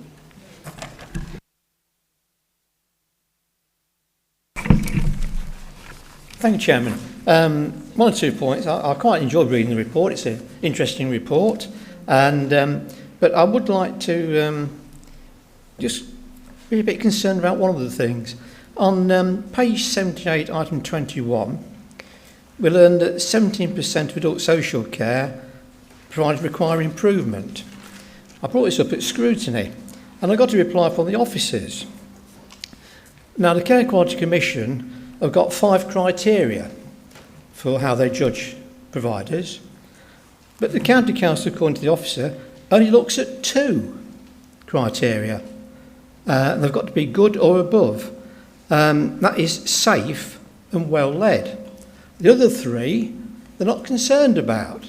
Now, I'm concerned about them because the other 3 are effective, caring and responsive. Now, I really am concerned if we don't look at the caring, effective and responsive side of it before we select a provider. To me, they should meet all 5 criteria, not 2 out of the 5. So unless the officers answer the question wrong, whether the lead member would like to answer that or write to me at some time in the future, I'll be interested in how they're going to actually select the next lot of people to provide our much needed service to our elderly residents. And while I'm on the subject, one other thing is quite enlightening on this report, and I'm very pleased to see it, is that on page 131, apparently officers quarterly meet the parish clerks to discuss environment and transport issues. Now, I've checked with my colleagues who have parishes in their divisions. Not one of them has ever heard of this. So that's one little question. The other one is, if you're meeting the parishes, why aren't you meeting the other areas of the county to discuss the same things? And if you are, would you please let us know? Thank you. And may I say, Chair, that this afternoon, compared with last County Council meeting, seems much better natured. It must be because people have got the Christmas spirit, and we're looking forward to Christmas, and we're getting on quite well this afternoon. So let's hope it continues for the rest of the afternoon. Thank you, Chair. Thank you, Chair. And like so many people here, I welcome this report, which has been read by the Scrutiny Commission, and it is very pleasing that we are the most productive council, as we've mentioned before. But I do have to share Councillor Myers' concerns about the Help to Live at Home contract, and I am very pleased to hear that we are learning from our mistakes. And I do think it's important that we begin to treat social care as a profession, as if people deserve training, as if they deserve to be retained, and as if social care is not a minimum wage job. Yeah. It cannot be a minimum wage job to do what people like in social care do. And I'd also like to concur with Councillor Hunt. It's and kind of slightly remonstrate with Councillor Bracken. Exhortation is the least effective method of behaviour change. I can cite you papers going back several decades on that. We need to make it easier for people to make sustainable and healthier travel choices, which is what the Director of Public Health has pointed out. And as Councillor Hunt has pointed out, if there is no cycleway along the A512, they're not in a position to make a choice at all. But the area I really wanted to focus on, because this is close to my heart, is on page 89, mentioning the Work Live Leicestershire project. I have somewhat of a personal interest in this, in that my son, who is currently one of those people furthest from the labour market, has had some assistance from them. And it is good to see that we're getting 2.4 million from the European Social Fund to fund this kind of work. And this is the only national ESF project which is working in rural areas, unfortunately only until June 2020, which may not be long enough for some people. I'm also pleased to see that we have the European Regional Development Fund giving us 5.5 million and 2.5 million for business growth grants, and that goes until 2021. Very good to see the East Leicester Leader project, 21 projects, a mere 600,000 of EU grant funding, but that's got to be good. And that the Leicester Rural Partnership has advised the LEP on priorities for £3 million of European Agricultural Fund for Rural Development. And that's really useful because retailers are then gaining skills to maximise their use of the digital economy. So whatever the result on Friday the 13th for the future of this country, and whatever happens about the European divorce, I do hope that Friday the 13th will be lucky for local government.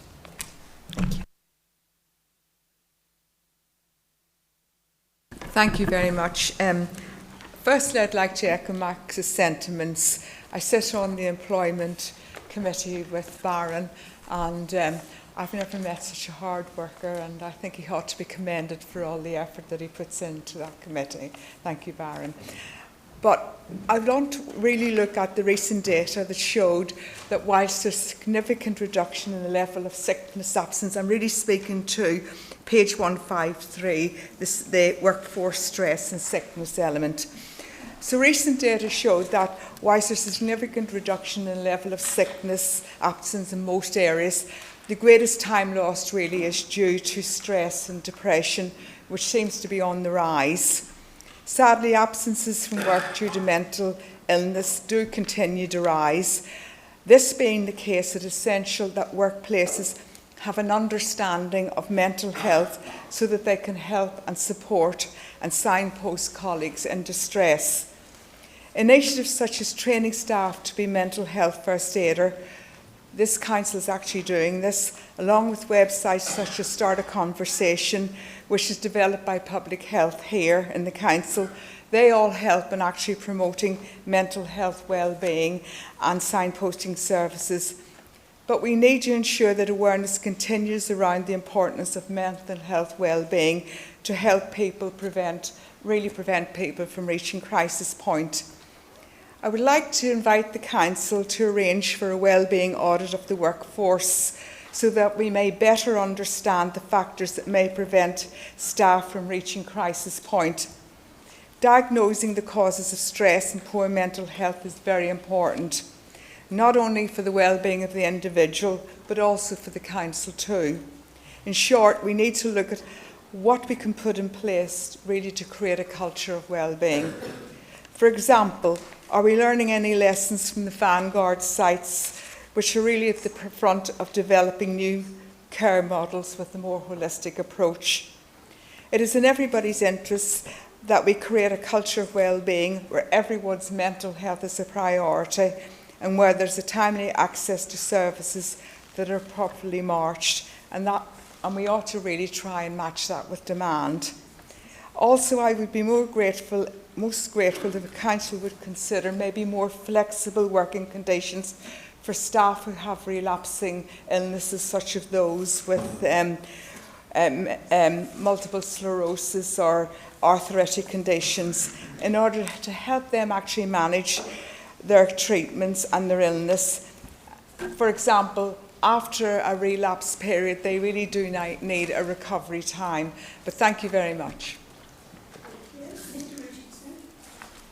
Thank you, Madam Chairman. I just felt in my role as Chairman of Adults Community, I just wanted to come back to a couple of points that Mr Mear has made about the Adults and Communities budget.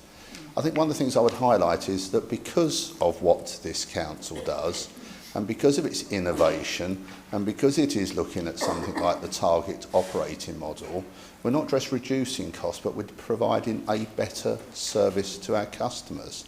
And I think one of the things that can help with stress and wellbeing on our staff is for us to recognise in this chamber the work they are doing to provide that service. So I do think we are providing the money currently required. We're providing it in a different and better way. And using words as Mr Mear did with Help to Live at Home as catastrophe, there was no catastrophe in Help and Work to Live at Home. I appreciate there were difficulties, but because of the work done by the staff and teams in this building, there was no catastrophe and there was never likely to be a catastrophe. Yes, I accept it didn't go smoothly, but let's use the right language so that we actually don't frighten people and that we actually work with them. And I think that's the grown-up, mature way to be. Thank you, Madam Chairman. Thank you, Madam Chairman. And of course, I'm very pleased to stand by the excellent work of the department, which is covered on 8 pages from page 93 or page 9 of the actual document. I just want to cover off a couple of points. The first one that's been raised about the enhanced provision for our communities. I think Mr Bolton made the point. He'll see in the report that in June 19 this year, the Cabinet did bring forward a £550,000 allocation, recognising that we needed that resource to better engage with communities. Just so Council is absolutely clear about this, £70,000 of that has been spent on community and parish engagement, and £180,000 has been spent on enhanced service provision, vegetation works, edging back paths, and then £300,000 is being spent on preparing for a lining programme and to do with more the engineering side of the department in 2020-21. That has actually resulted in some very good engagement with some of our communities where they have projects and they want to, use the services and help, and use the department's professional services to help them achieve their objectives. We're very open to enabling that to happen, and that's working very well. And finally, Madam Chairman, can I just respond to Mr Hunt's point? I appreciate he's a shadow environment and transport spokesman for the Labour side, but it's incumbent on any prospective cabinet member for this department to understand the statutory responsibilities. And I did not say what Mr Hunt perhaps thought I said. I said we have a statutory responsibility to maintain the highways. That is a fact, but we also do much, much more than that. I've already spoken about our Choose How You Move team, our active travel programmes, etc., etc. And I'm extremely proud of the work they do. Of course, we'd love to enhance the highways, and we do, where we can get hold of 106 monies and where we can bid for monies to make enhancements. We do it very well. Look at Melton Road and the A511 proposals, which is a £49 million programme. But it's not true to say that we don't go above and beyond, because the department absolutely do. Thank you. Thank you, Chair. Page 110, second paragraph. Second line, I can remember a year ago, at scrutiny, this finite point, we decided to not use the term disabled person. It was people with disabilities. This council acted. That is such a powerful statement from this council, that people first, disability second, and it's in writing. I congratulate the report and how finite issues, and it shows you how well scrutiny can work on the little things. Thank you very much.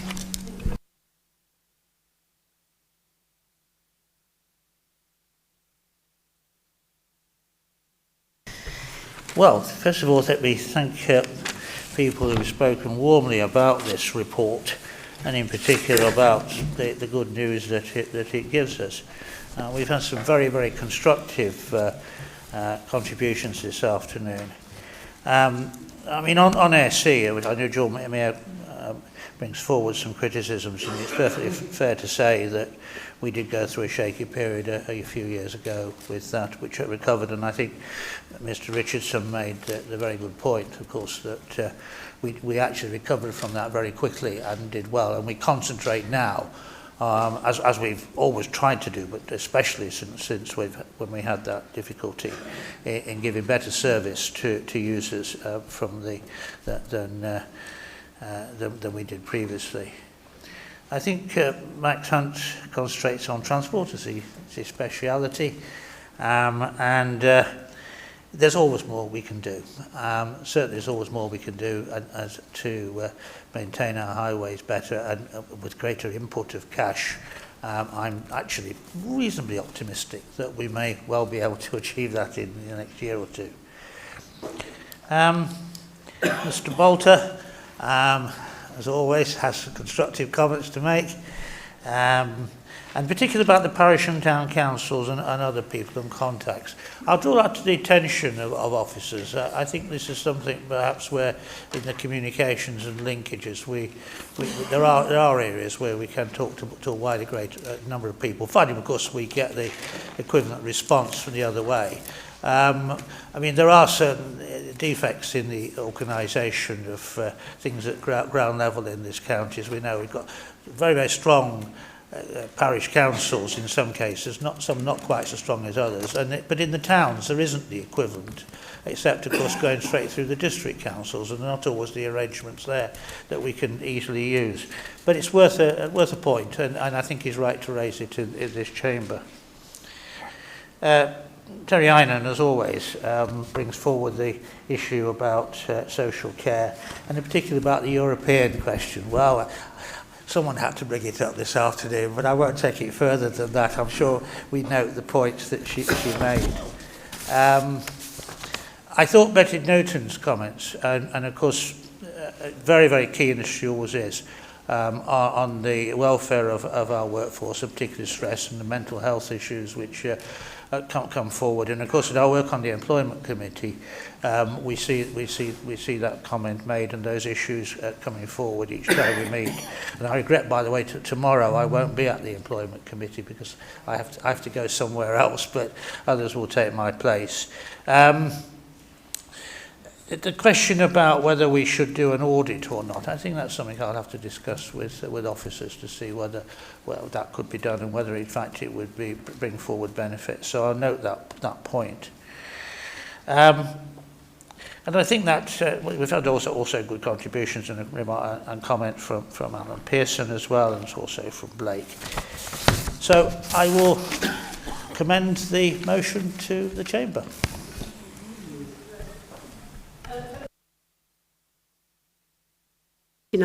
Be approved. Do we all approve it? Thank you. Agenda item number 8, report of the Employment Committee. Mr Rhodes will move, Mr Shepherd will second.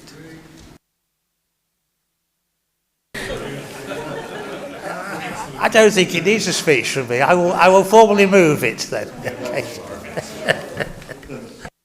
Seconded, Madam Chairman.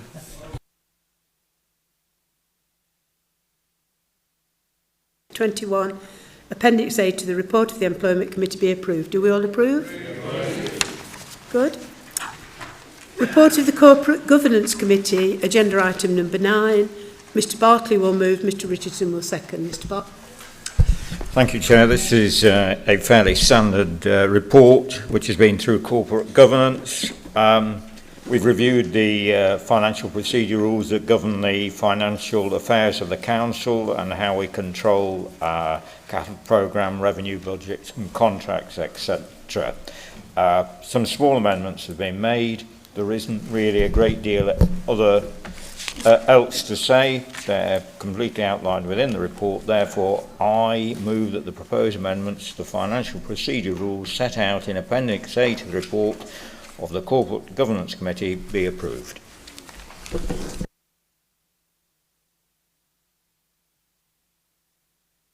Second, Madam Chairman.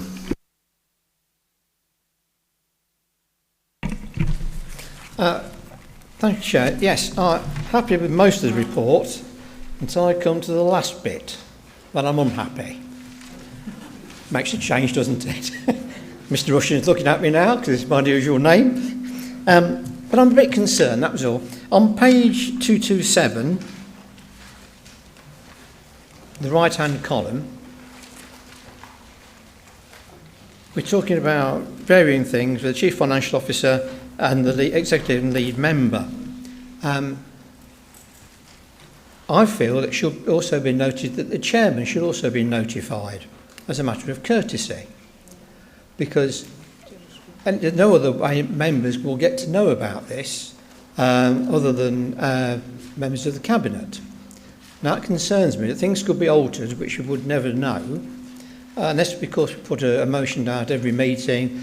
Is there anything changed on the financial regulations that, you know, it's not been done according to the normal rules? So I am concerned about that, and I thought as a matter of courtesy that at least the chairman would know about it, or do we raise it at each corporate governance committee asking the question, which seems an awful waste of time. But I'm concerned that normal members, mortals like myself, would never know these things took place.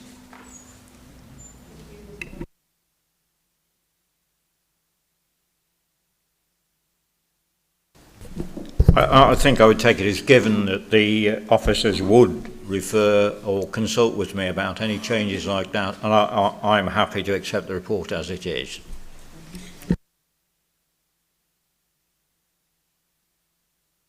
Amendments to the financial procedure rule set out in Appendix A to the report of the Corporate Governance Committee be approved.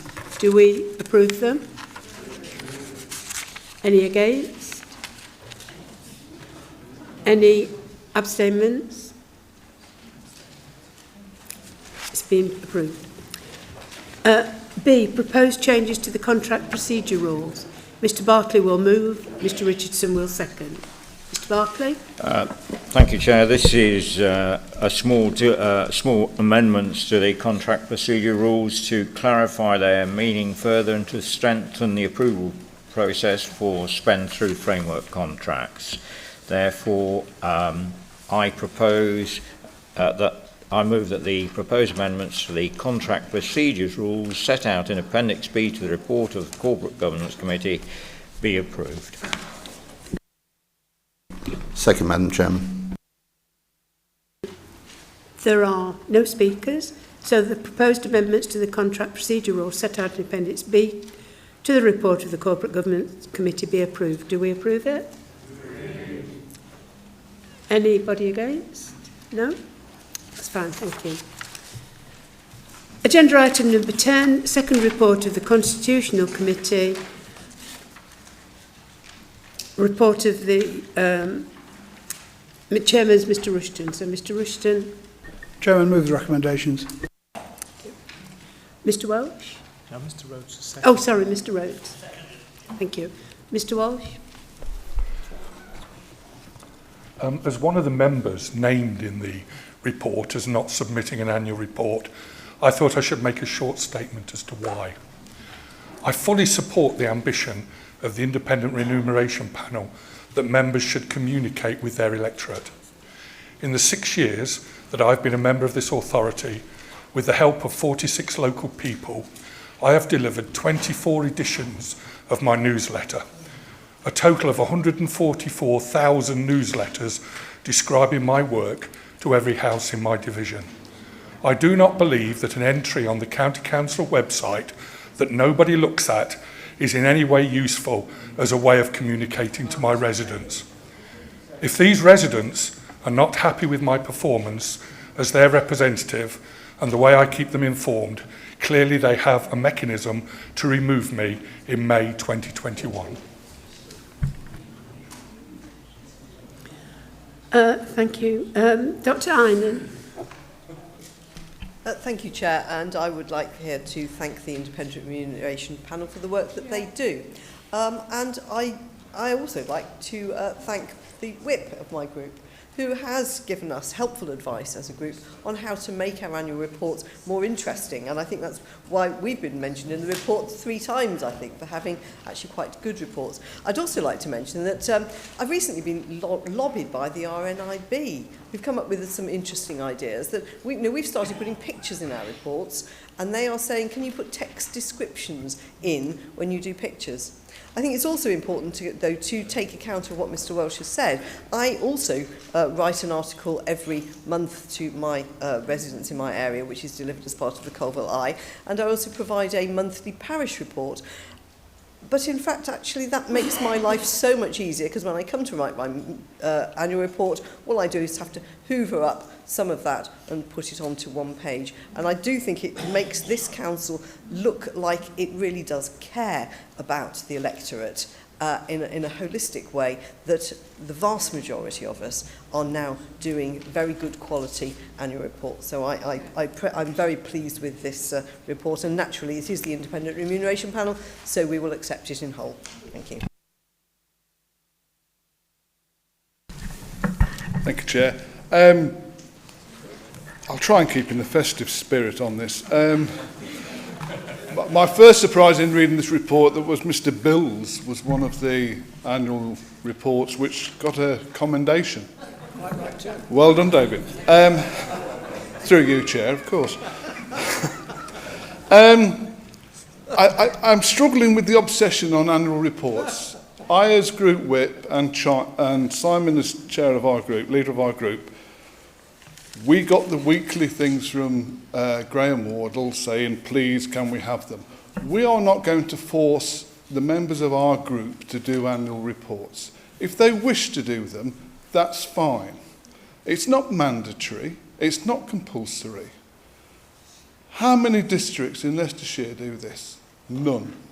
How many of the surrounding counties do this? None. I struggle to see the obsession with this, like Mr. Welsh has said.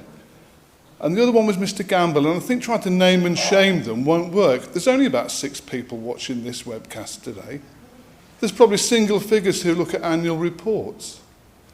I'm still waiting for some figures about actual web page views to justify the amount of time officers and the panel seem to be spending on this. I, like Jeff, Mr. Welsh, I put out nearly 30,000 leaflets to every single household in my county ward. That tells them exactly what I'm doing here and at the district. Most of us are dual-hatted, and we have an obligation to keep the residents informed.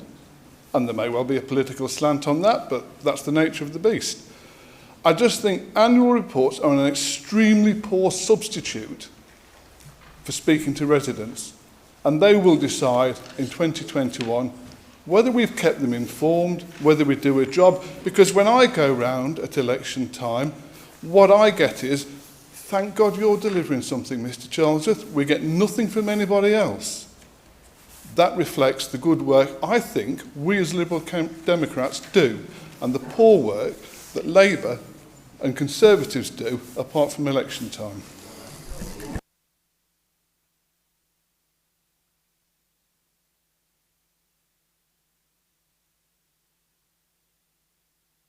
Oh, I think that was bang out of order. My electorates get fed up with hearing from me, but I don't go out wasting the environment by doing a lot of paperwork through people's doors. I do my report in the local magazine that goes round regularly, and I do an annual report. I think of the environment. I don't want papers going through the doors if it's not necessary, and I'm not very computer-minded and literate, but I do put mine on the web page, thanks to Graham, I have to say. I send it to him and say, can you put it on? And it's very unusual for me to get a praise, so I can see that on page 262, I'm down there with a praise. So I think, thank you very much.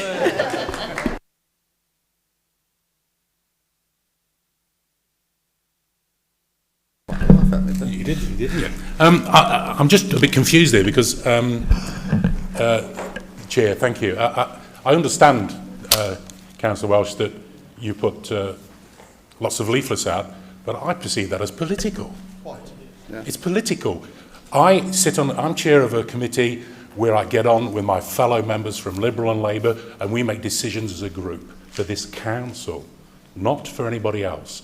And I think these reports, whether we read them or not, modern technology, research will show you leaflets through the door, people will throw them in the bin and whatever, or you make the fire with them. In reality, we have to look at all mediums. But let's get real. An annual report represents how we work together, with that sometimes our differences, to represent this council for all the residents of Leicestershire, and I think we should continue. Thank you very much.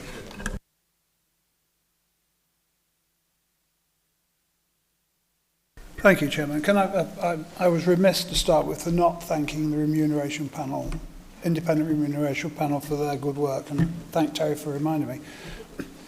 This is the report of the independent remuneration panel. It is not the administration that are requesting that you submit annual reports. Now, I didn't intend to mention them today, as you could tell from when I moved it. So I'm kind of disappointed that in the spirit of Christmas, Santa Charlesworth, you've mentioned it. But it has been pointed out, the independent remuneration panel have requested these, not us, and it is beholden on us, in my view, to do what the independent remuneration panel ask us to do.